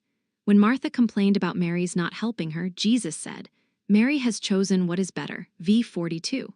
He didn't mean that Martha's busyness was bad. It was just the wrong thing at the wrong time. Many people have good functional boundaries, but poor relational ones. That is, they can perform tasks at quite high levels of competence, but they may not be able to tell a friend that they don't like their chronic lateness. The reverse can also be true. Some people can be absolutely honest with others about their complaints and dislikes, but be unable to get up for work in the morning. We've taken a look at the different categories of boundaries. But how do you develop boundaries? Why do some people seem to have natural boundaries and others have no boundaries at all? As with many things, it has a lot to do with the family in which you grew up. Part 2. Boundary conflicts. Chapter 7. Boundaries and your family. Susie had a problem that I had seen countless times before. This 30-year-old woman would return from a visit to her parents' home and suffer a deep depression. When she described her problem to me, I asked her if she noticed that every time she went home to visit, she came back extremely depressed. "Why, that's ridiculous," she said. "I don't live there anymore. How could the trip affect me this way?" When I asked her to describe the trip, Susie told of social gatherings with old friends and family times around the dinner table. "These were fun," she said, "especially when it was only family." "What do you mean, only family?" I asked. "Well, other times my parents would invite some of my friends over, and I didn't like those dinners as well." "Why was that?" Susie thought for a minute and then replied, "I guess I start to feel guilty." She began to recount the subtle remarks her parents would make comparing her friends' lives to hers. They would talk of how wonderful it is for grandparents to have a hands-on role in raising the children. They would talk of the community activities her friends were doing and how wonderful she would be at those activities if she only lived there. The list went on and on. Susie soon discovered that, when she returned home, she felt as if she were bad for living where she lived. She had a nagging sense that she really should do what her parents wanted her to do. Susie had a common problem. She had made choices on the outside. She had moved away from the family she grew up in to pursue a career on her own. She had been paying her own bills. She had even gotten married and had a child. But on the inside, things were different. She did not have emotional permission to be a separate person, make free choices about her life, and not feel guilty when she did not do what her parents wanted. She could still yield to pressure. The real problem is on the inside. Remember, boundaries define someone's property. Susie and others like her do not really own themselves. People who own their lives do not feel guilty when they make choices about where they are going. They take other people into consideration, but when they make choices for the wishes of others, they are choosing out of love, not guilt, to advance a good, not to avoid being bad. Signs of a lack of boundaries. Let's look at some common signs of a lack of boundaries with the family we grew up in. Catching the virus. A common scenario is this. One spouse doesn't have good emotional boundaries with the family he grew up in, his family of origin. Then when he has contact with them by phone or in person, he becomes depressed, argumentative, self-critical, perfectionistic, angry, combative, or withdrawn. It is as though he catches something from his family of origin and passes it on to his immediate family. His family of origin has the power to affect his new family in a trickle-down effect. One sure sign of boundary problems is when your relationship with one person has the power to affect your relationships with others. You are giving one person way too much power in your life. I remember one young woman who made steady gains in therapy until she talked to her mother when she would withdraw for 3 weeks. She would say things like, "I'm not changing at all. I'm not getting any better." Fusing with many of her mother's ideas about her, she wasn't able to stay separate. This fusion with her mother affected her other relationships. She virtually shut everyone out of her life after an interaction with her mother. Her mother owned her life. She was not her own. Second fiddle. "You wouldn't believe how she is with him," Dan said. "She totally focuses on his every wish. When he criticizes her, she tries harder. And she practically ignores me. I'm tired of being the second man in her life." Dan wasn't talking about Jane's lover. He was talking about her father. Dan was tired of feeling like Jane cared more about her father's wishes than his. This is a common sign of a lack of boundaries with the family of origin. The spouse feels like he gets leftovers. He feels as if his mate's real allegiance is to her parents. This spouse hasn't completed the leaving before cleaving process. She has a boundary problem. God has designed the process whereby a man shall leave his father and his mother and shall cleave to his wife, and they shall become one flesh. Gen 2:24 NASB. The Hebrew word for leave comes from a root word that means to loosen, or to relinquish or forsake. For marriage to work, the spouse needs to loosen her ties with her family of origin and forge new ones with the new family she is creating through marriage. This does not mean that husbands and wives shouldn't have a relationship with their extended families, but they do need to set clear boundaries with their families of origin. Many marriages fail because one partner fails to set clear boundaries with the family of origin, and the spouse and children get leftovers. "May I have my allowance, please?" Terry and Sherry were an attractive couple. They owned a big house and went on lavish vacations. Their children took piano lessons and ballet, and they had their own skis, rollerblades, ice skates, and windsurfers. Terry and Sherry had all the trappings of success, but there was one problem. This lifestyle was not supported by Terry's paycheck. Terry and Sherry received much financial help from his family. Terry's family had always wanted the best for him, and they had always helped him get it. They had contributed to the house, the vacations, and the children's hobbies. While this allowed Terry and Sherry to have things they could not otherwise have, it cost them dearly as well. The periodic bailouts from his parents cut into Terry's self-respect. And Sherry felt as if she couldn't spend any money without consulting her in-laws since they contributed the funds. Terry illustrates a common boundary problem for young adults today, both married and single. He was not yet an adult financially.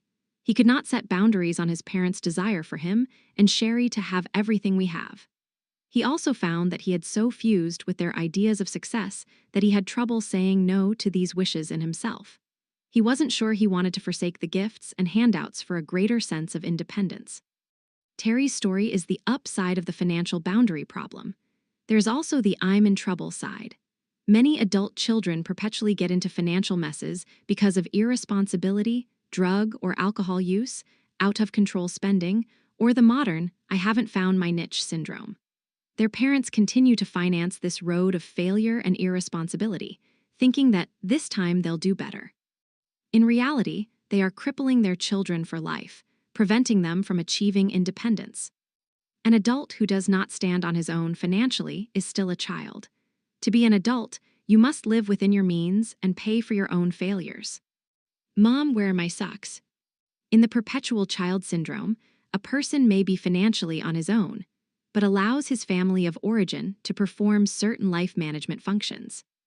This adult child often hangs out at mom and dad's house, vacations with them, drops off laundry, and eats many meals there.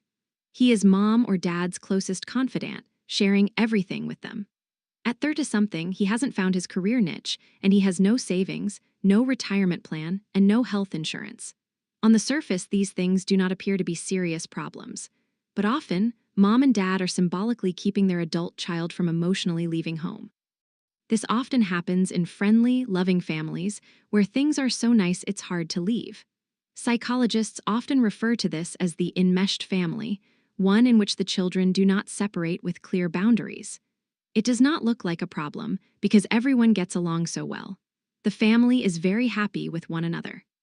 However, the adult children's other adult relationships may be dysfunctional.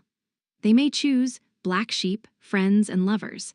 They may be unable to commit to a member of the opposite sex or to a career. Often their finances are a problem.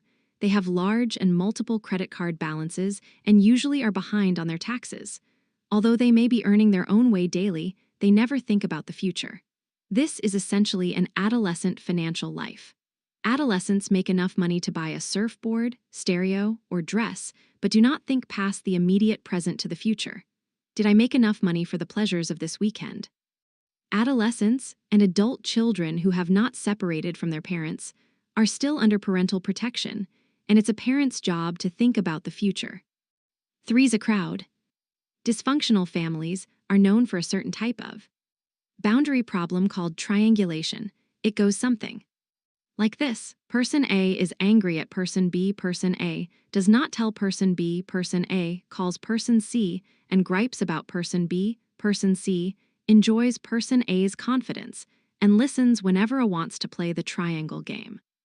By this time, person B, feeling lonely, calls C, and in passing, mentions the conflict with A. Person C becomes the confidant of B as well as A persons. A and B have not resolved their conflict, and C has two friends.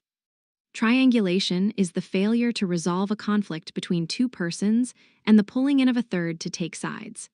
This is a boundary problem because the third person has no business in the conflict, but is used for comfort and validation by the ones who are afraid to confront each other. This is how conflicts persist. People don't change, and enemies are made unnecessarily. What happens in the triangle is that people speak falsely, covering up their hatred with nice words and flattery. Person A is usually very cordial, nice, and even complimentary to B in person, but when it talks to C, the anger comes out. This is a clear lack of boundaries because person A is not owning his anger. The person with whom A is angry deserves to hear it straight from him. How many times have you been hurt by a "do you know what John said about you?" And the last time you talked to John things were fine. In addition, person C is being drawn into the conflict, and his knowledge of the conflict gets in the way of his relationship with person B. Gossip gets between people. It affects our opinions of the people being gossiped about without their having a chance to defend themselves. Many times what we hear from a third person is inaccurate. This is why the Bible commands us to listen to at least 2 or 3 witnesses, not just one. Triangulation is a common boundary problem with families of origin. Old patterns of conflict between a parent and a child, or between two parents, result in one family member calling another family member and talking about the third family member. These extremely destructive patterns keep people dysfunctional. The scripture is very serious about dealing with conflict directly with the one you are angry with. He who rebukes a man will in the end gain more favor than he who has a flattering tongue. Prov 28:23. Do not hate your brother in your heart. Rebuke your neighbor frankly so you will not share in his guilt. Lev 19:17. Therefore, if you are offering your gift at the altar and there remember that your brother has something against you, leave your gift there in front of the altar. First go and be reconciled to your brother, then come and offer your gift. Matt 5:23-24. If your brother sins against you, go and show him his fault just between the two of you. Matt 18:15. These scriptures show that a simple way to avoid triangulation is to always talk to the person with whom you have a conflict first. Work it out with her, and only if she denies the problem, talk to someone else to get insight about how to resolve it, not to gossip and to bleed off anger. Then you both go to talk to her together to try to solve the problem. Never say to a third party something about someone that you do not plan to say to the person himself. Who's the child here anyhow? Children should not have to save up for their parents, but parents for their children, 2 Cor 12:14. Some people were born to take care of their parents. They did not sign up for this duty, they inherited it. Today we call these people codependent. Early in life, they learned they were responsible for their parents, who were stuck in childish patterns of irresponsibility. When they became adults, they had a difficult time setting boundaries between themselves and their irresponsible parents. Every time they tried to have separate lives, they felt selfish. Indeed, the Bible teaches that adult children should take care of their elderly parents. Give proper recognition to those widows who are really in need. But if a widow has children or grandchildren, these should learn first of all to put their religion into practice by caring for their own family and so repaying their parents and grandparents, for this is pleasing to God. 1 Tim 5:3-4. It is good to feel grateful to our parents and to repay them for what they have done for us. But 2 problems generally crop up. First, your parents may not be really in need. They may be irresponsible, demanding, or acting like martyrs. They may need to take responsibility for their own knapsacks. Second, when they are really in need, you may not have clear boundaries to determine what you can give and what you can't give. You may not be able to limit your giving, and your parents' inability to adjust to old age, for example, will dominate your family. Such domination can ruin marriages and hurt children. A family needs to decide what they want to give and what they do not want to give, so they will continue to love and appreciate the parent and not grow resentful. Good boundaries prevent resentment. It is good to give. Make sure, however, that it is the proper amount for your situation and resources. But I'm your brother. Another frequent dynamic is the grown sibling relationship. An irresponsible adult child depends on a responsible adult sibling to avoid growing up and leaving the family. We are not talking about a true needy sibling who has a mental or physical impairment. The irresponsible child continues to play old family games well into adulthood. The tough issue here is the guilt and pressure you feel because it is your brother or sister. I have seen people do totally crazy and unhelpful things for a brother or sister that they would never do for their closest friend. Our families can tear down our best-built fences because they are family. But why do we do that? Why in the world do we choose to continue these sorts of patterns? What is wrong? One reason is that we did not learn the laws of boundaries in our family of origin, and our adult boundary problems are actually old boundary problems that have been there since childhood. Another reason is that we may not have gone through the biblical transition into adulthood and the spiritual adoption into the family of God. Let's look at both. Continuation of old boundary problems. Remember the story about the alien? He had grown up on another planet and was unfamiliar with the laws of Earth, such as gravity and money as a medium of exchange. The patterns you learn at home growing up are continued into adulthood with the same players. Lack of consequences for irresponsible behavior, lack of confrontation, lack of limits, taking responsibility for others instead of yourself, giving out of compulsion and resentment, envy, passivity, and secrecy. These patterns are not new, they have just never been confronted and repented of. These patterns run deep. Your family members are the ones you learn to organize your life around, so they are able to send you back to old patterns by their very presence. You begin to act automatically out of memory instead of growth. To change, you must identify these sins of the family and turn from them. You must confess them as sins, repent of them, and change the way you handle them. The first step in establishing boundaries is becoming aware of old family patterns that you are still continuing in the present. Look at the struggles you are having with boundaries in your family of origin. Identify which laws are being broken, and then pinpoint the resulting negative fruit in your life. Adoption. This is not a book about spiritual development, but boundaries are an essential aspect of growing up. One step in growing up is coming out from under parental authority and putting yourself under God's authority. The Bible says that children are under the authority of their parents until they become adults, Gal 4:1-7. In a real sense, their parents are responsible for them. But when adulthood and the age of accountability comes, that person comes out from under guardians and managers and becomes responsible for him or herself. Christians move into another parental relationship with God as Father. God does not leave us as orphans, but takes us into his family. Numerous New Testament passages teach that we need to forsake our allegiance to our original family and become adopted by God. Matt 23:9. God commands us to look to him as our Father and to have no parental intermediaries.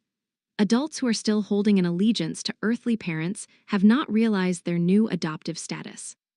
Many times we are not obeying the word of God because we have not spiritually left home. We feel we still need to please our parents and their traditional ways of doing things rather than obey our new Father. Matt 15:1-6. When we become part of God's family, obeying his ways will sometimes cause conflict in our families and sometimes separate us. Matt 10:35-37. Jesus says that our spiritual ties are the closest and most important. Matt 12:46-50. Our true family is the family of God. In this family, which is to be our strongest tie, things are done a certain way. We are to tell the truth, set limits, take and require responsibility, confront each other, forgive each other, and so on. Strong standards and values make this family run, and God will not allow it any other way in his family. This in no way means that we are to cut other ties. We are to have friends outside of God's family and strong ties with our family of origin. However, we need to ask two questions. Do these ties keep us from doing the right thing in any situation? And have we really become an adult in relation to our family of origin? If our ties are truly loving, we will be separate and free and give out of love and a purposeful heart. We will stay away from resentment, we will love with limits, and we will not enable evil behavior. If we are not under guardians and managers as adults, we can make truly adult decisions, having control over our own will. 1 Cor 7:37, subject to our true Father. Resolution of boundary problems with family. Establishing boundaries with families of origin is a tough task, but one with great reward. It is a process with certain distinguishable steps. Identify the symptom. Look at your own life situation and see where boundary problems exist with your parents and siblings. The basic question is this: where have you lost control of your property? Identify those areas and see their connection with the family you grew up in, and you are on your way. Identify the conflict. Discover what dynamic is being played out. For example, what law of boundaries are you violating? Do you triangulate? Do you take responsibility for a sibling or parent instead of being responsible to them? Do you fail to enforce consequences and end up paying for their behavior? Are you passive and reactive toward them and the conflict? You cannot stop acting out a dynamic until you understand what you are doing. Take the log out of your own eye. Then, you will be able to see clearly to deal with your family members. See yourself as the problem and find your boundary violations. Identify the need that drives the conflict. You do not act in inappropriate ways for no reason. You are often trying to meet some underlying need that your family of origin did not meet. Maybe we are still entangled because of a need to be loved, or approved of, or accepted. You must face this deficit and accept that it can only be met in your new family of God, those who are now your true mother, father, brothers, and sisters, those who do God's will and can love you the way he designed. Take in and receive the good. It is not enough to understand your need. You must get it met. God is willing to meet your needs through his people, but you must humble yourself, reach out to a good support system, and take in the good. Do not continue to hide your talent in the ground and expect to get better. Learn to respond to and receive love, even if you're clumsy at first. Practice boundary skills. Your boundary skills are fragile and new. You can't take them immediately into a difficult situation. Practice them in situations where they will be honored and respected. Begin saying no to people in your supportive group who will love and respect your boundaries. When you are recovering from a physical injury, you do not pick up the heaviest weight first. You build up to the heavy stuff. Look at it as you would physical therapy. Say no to the bad. In addition to practicing new skills in safe situations, avoid hurtful situations. When you are in the beginning stages of recovery, you need to avoid people who have abused and controlled you in the past. When you think you are ready to reestablish a relationship with someone who has been abusive and controlling in the past, bring a friend or supporter along. Be aware of your pull toward hurtful situations and relationships. The injury you are recovering from is serious, and you can't reestablish a relationship until you have the proper tools. Be careful to not get sucked into a controlling situation again because your wish for reconciliation is so strong. Forgive the aggressor. Nothing clarifies boundaries more than forgiveness. To forgive someone means to let him off the hook or to cancel a debt he owes you. When you refuse to forgive someone, you still want something from that person, and even if it is revenge that you want, it keeps you tied to him forever. Refusing to forgive a family member is one of the main reasons people are stuck for years, unable to separate from their dysfunctional families. They still want something from them.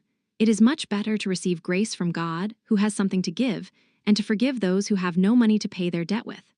This ends your suffering because it ends the wish for repayment that is never forthcoming, and that makes your heart sick because your hope is deferred. Prov. 13:12. If you do not forgive, you are demanding something your offender does not choose to give, even if it is only confession of what he did. This ties him to you and ruins boundaries. Let the dysfunctional family you came from go. Cut it loose, and you will be free. Respond, don't react. When you react to something that someone says or does, you may have a problem with boundaries. If someone is able to cause havoc by doing or saying something, she is in control of you at that point, and your boundaries are lost. When you respond, you remain in control, with options and choices.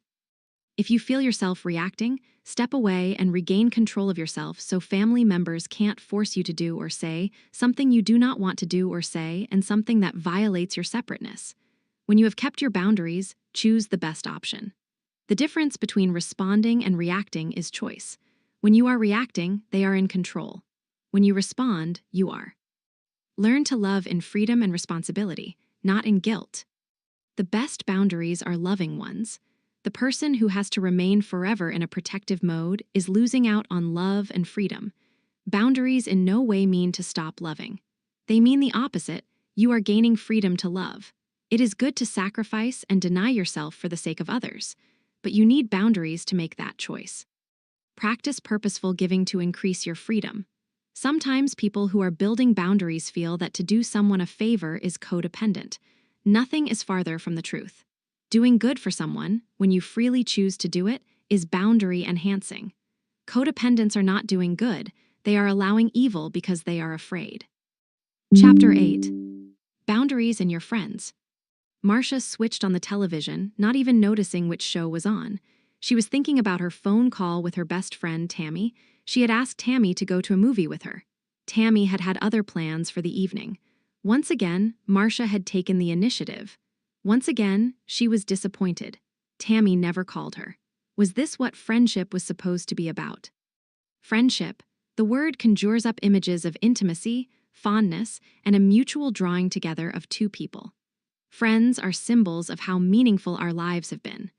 The saddest people on earth are those who end their days with no relationships in which they are truly known and truly loved. Friendship can be a broad category.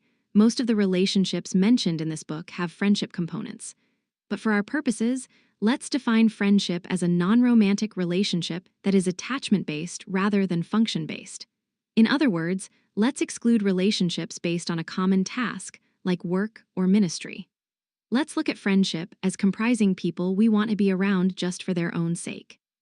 Boundary conflicts with friends come in all sizes and shapes. To understand the various issues, let's look at a few conflicts and how they can be resolved with boundaries. Conflict 1, compliant. In some ways, it was a great friendship. In other ways, it was awful. Sean and Tim enjoyed the same sports, activities, and recreation. They went to the same church and liked the same restaurants, but they were just too nice to each other. They both had difficulty saying no to each other. Their realization of the problem came up one weekend when a whitewater rafting trip and a 60s concert were scheduled on the same day. Sean and Tim enjoyed both activities, but they couldn't do both. Sean called Tim, suggesting they go rafting. "Absolutely," answered his friend. However, unbeknownst to each other, neither Sean nor Tim really wanted to go rafting. In their heart of hearts, both men had been looking forward to going to the concert. Halfway down the river, Sean and Tim got honest with each other. Tired and wet, Tim blurted out, "It was your big idea to come on this trip." "Tim," Sean said with surprise, "I thought you wanted to go rafting."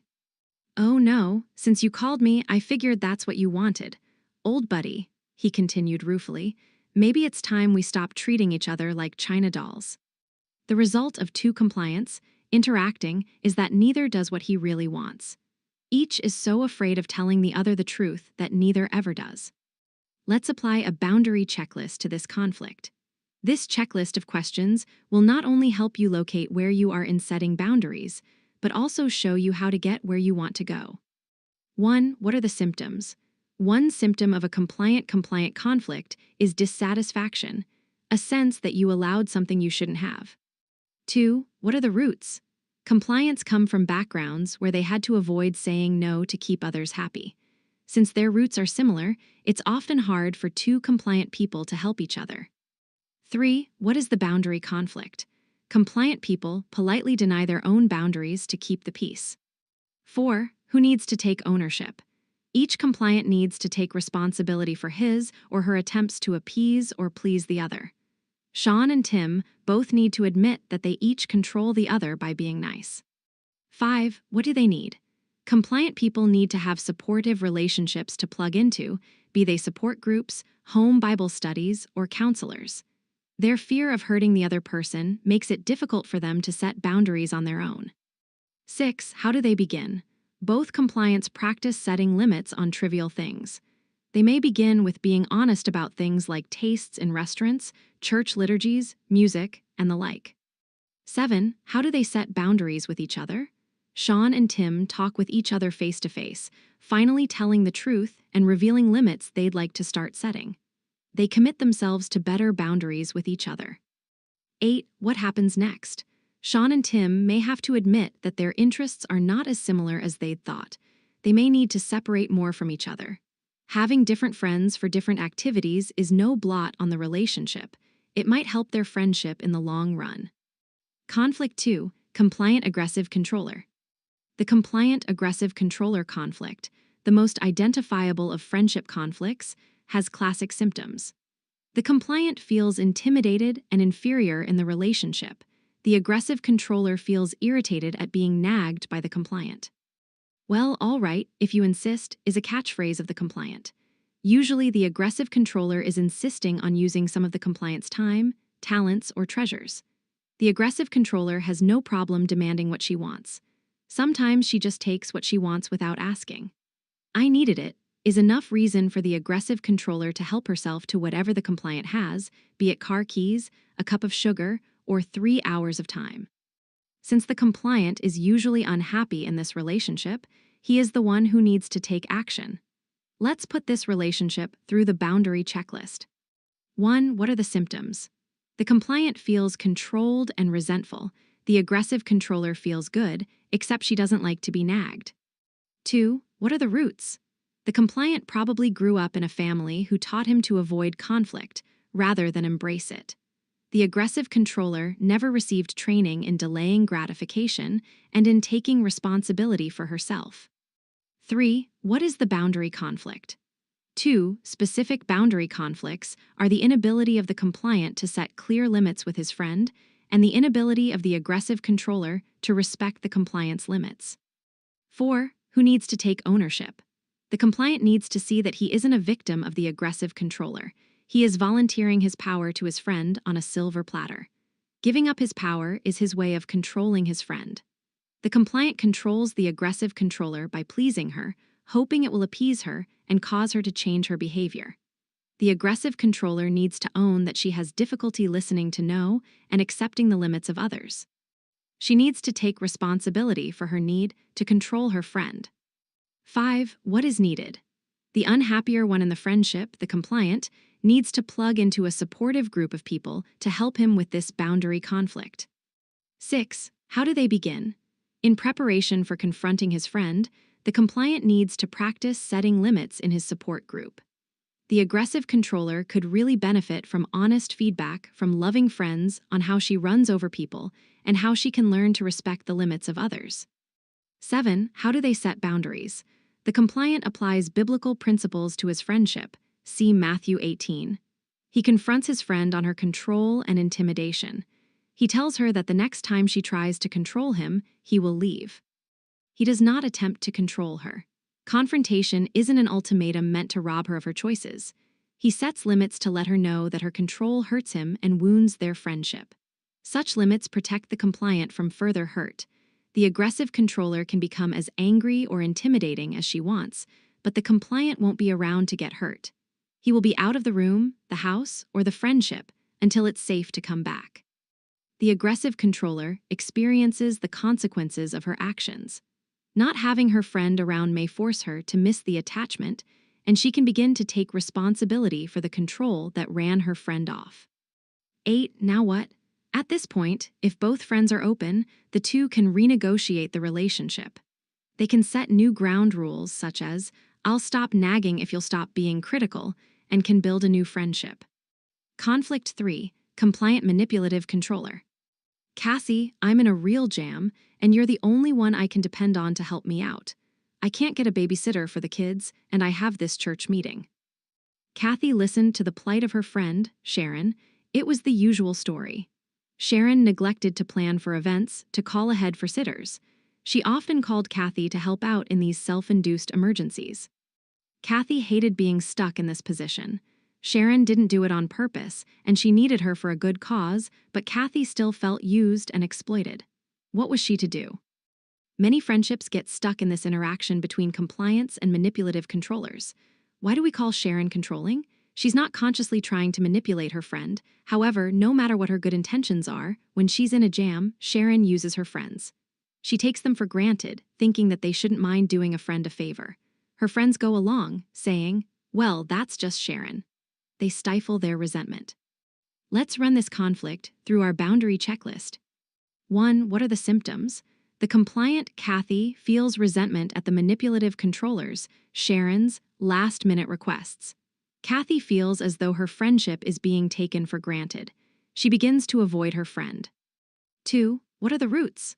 Sharon's parents rescued her from every jam, from finishing term papers at 3:00 a.m. to lending her money when she was well into her 30s.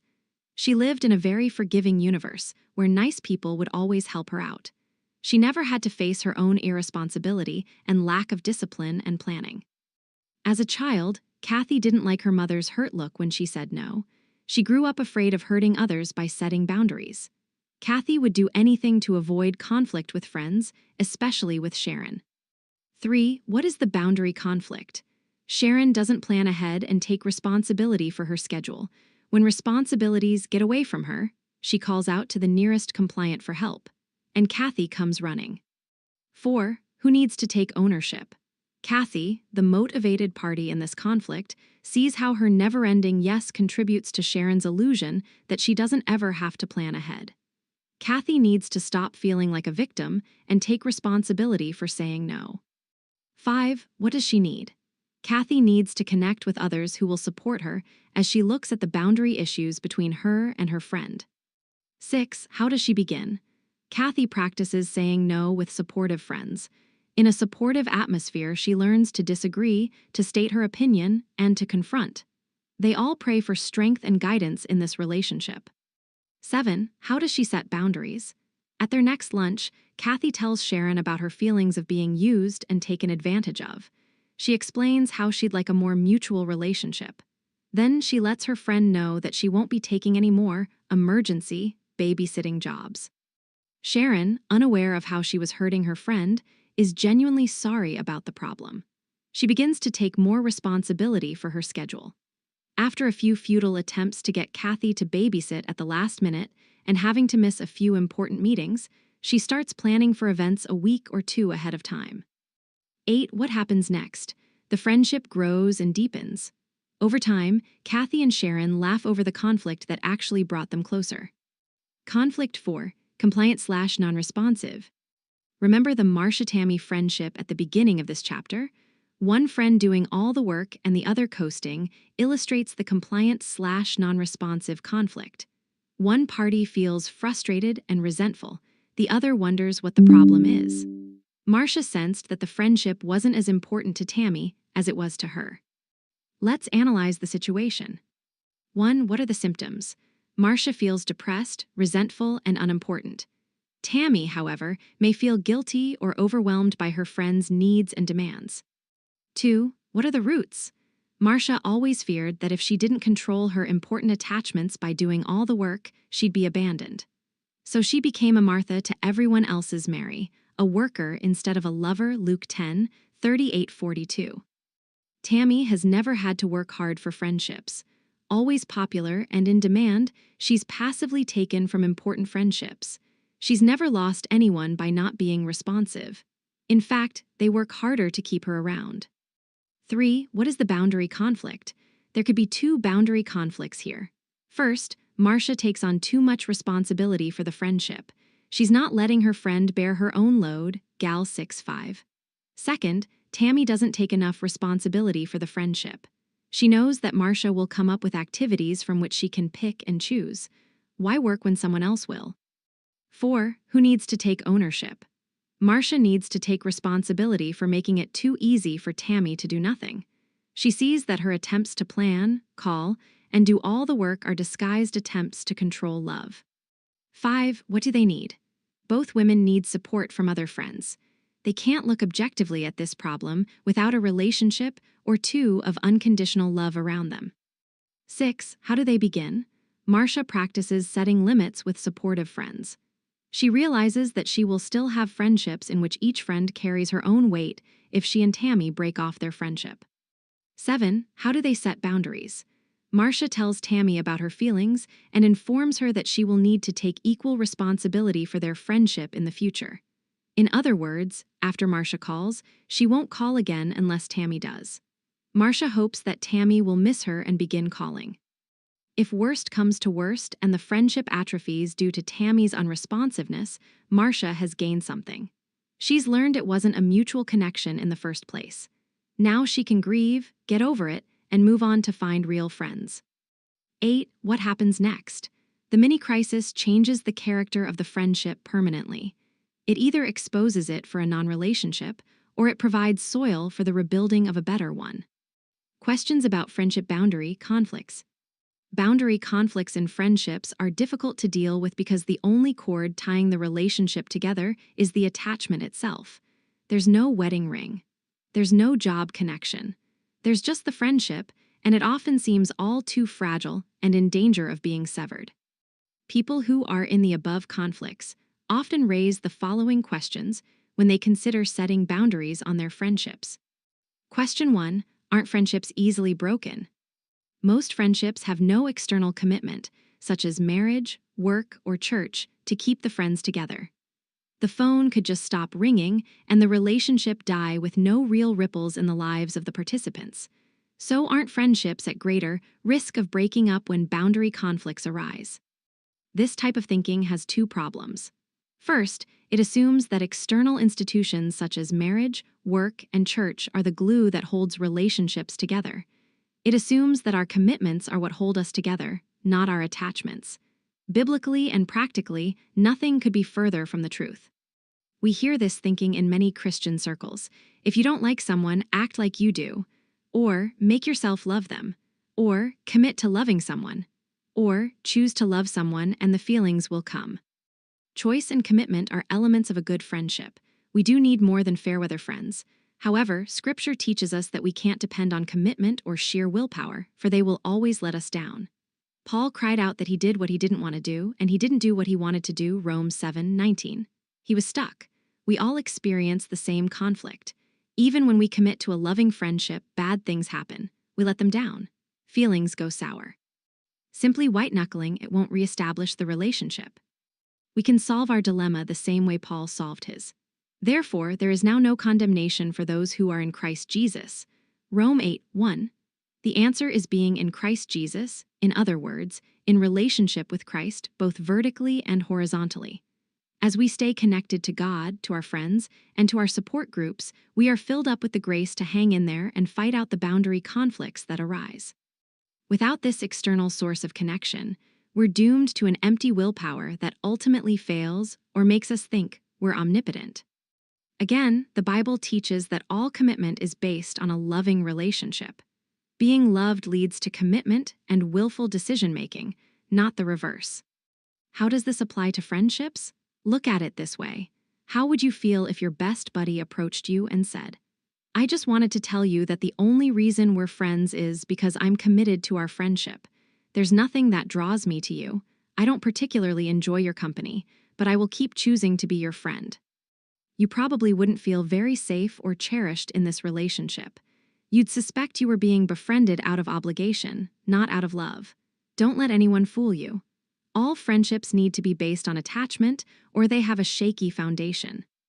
The second problem with thinking that friendships are weaker than institutionalized relationships such as marriage, church, and work is in assuming that those three aren't attachment-based. It simply isn't true. If it were, wedding vows would ensure a 0% divorce rate. Professions of faith would ensure faithful church attendance. A hiring would ensure 100% attendance at work. These three important institutions, so crucial to our lives, are, to a large degree, attachment-based. It's scary to realize that the only thing holding our friends to us isn't our performance, or our lovability, or their guilt, or their obligation.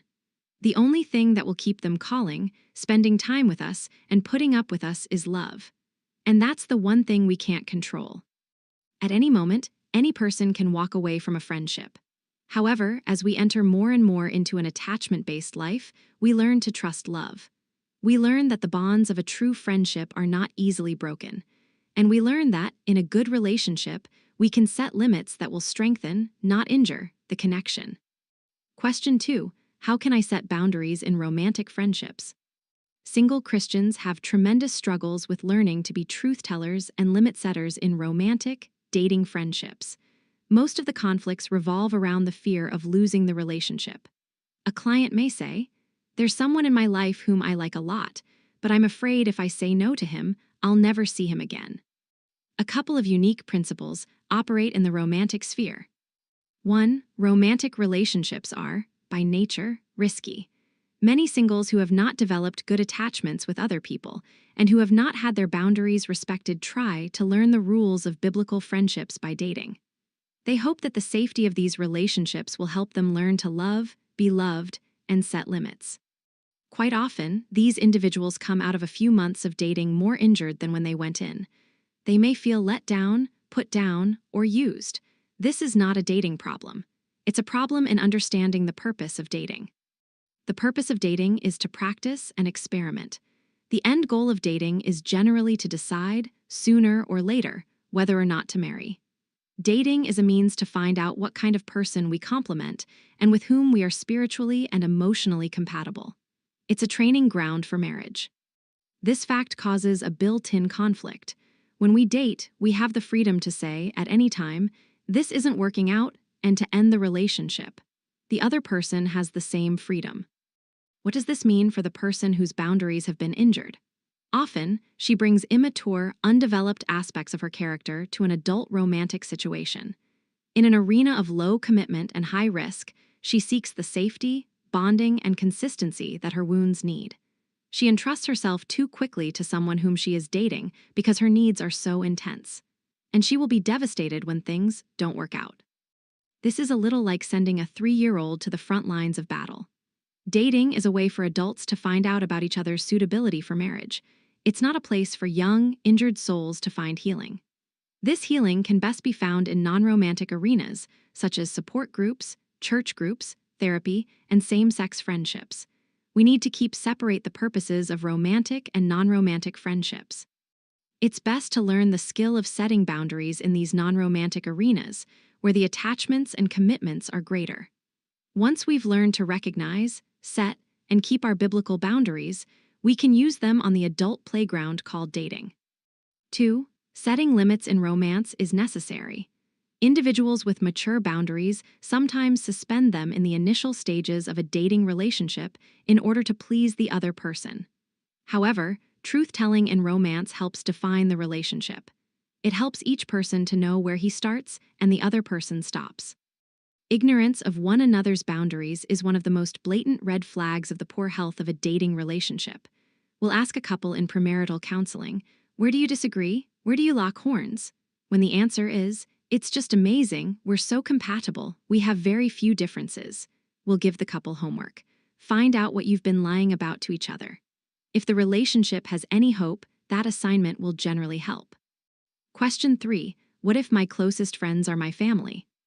Boundary-developing individuals sometimes say, "But my mother or father or sister or brother is my best friend." They often feel fortunate that, in these times of family stress, their best friends are the family in which they were raised. They don't think they need an intimate circle of friends besides their own parents and siblings. They misunderstand the biblical function of the family. God intended the family to be an incubator in which we grow the maturity, tools, and abilities we need. Once the incubator has done its job, then, it's supposed to encourage the young adult to leave the nest and connect to the outside world, Gen 2:24, to establish a spiritual and emotional family system on one's own. The adult is free to do whatever God has designed for him or her.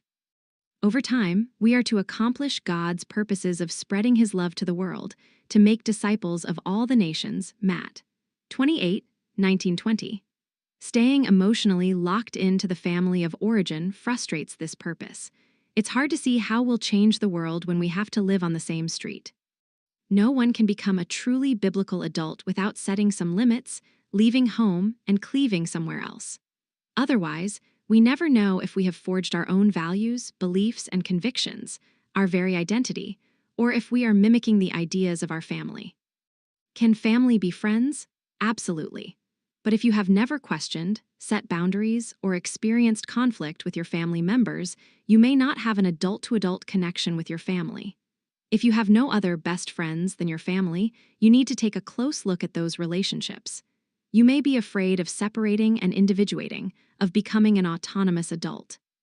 Question 4. How can I set limits with needy friends? I was talking to a woman one day in session who felt extremely isolated and out of control. Setting limits with her friends seemed impossible for her. They were in perpetual crisis. I asked her to describe the quality of her relationships. "Oh, I've got lots of friends. I volunteer at the church 2 nights a week. I teach a Bible study once a week. I'm on a couple of church committees, and I sing in the choir." "I'm getting exhausted just listening to you describe your week," I said. "But what about the quality of these relationships?" "They're great. People are being helped.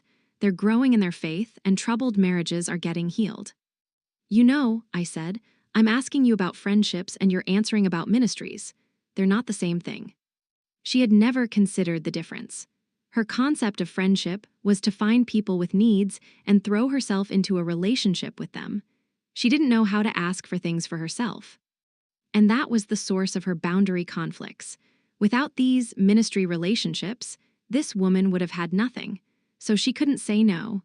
Saying no would have plummeted her into isolation, which would have been intolerable. But it had happened anyway. She had come for help because of burnout. When the Bible tells us to comfort with the comfort with which we are comforted, 2 Cor 1:4, it's telling us something. We need to be comforted before we can comfort. That may mean setting boundaries on our ministries so that we can be nurtured by our friends. We must distinguish between the two. A prayerful look at your friendships will determine whether you need to begin building boundaries with some of your friends. By setting boundaries, you may save some important ones from declining. And when romantic, dating relationships lead to marriage, you will still need to remember how to build and maintain boundaries even in this most intimate of human relationships. Chapter 9. Boundaries and your spouse. If there were ever a relationship where boundaries could get confused, it is marriage, where by design husband and wife become one flesh. F. 5:31. Boundaries foster separateness. Marriage has as one of its goals the giving up of separateness and becoming, instead of two, one. What a potential state of confusion, especially for someone who does not have clear boundaries to begin with. More marriages fail because of poor boundaries than for any other reason. This chapter will apply the laws of boundaries, as well as its myths, to the marital relationship. Is this yours, mine, or ours?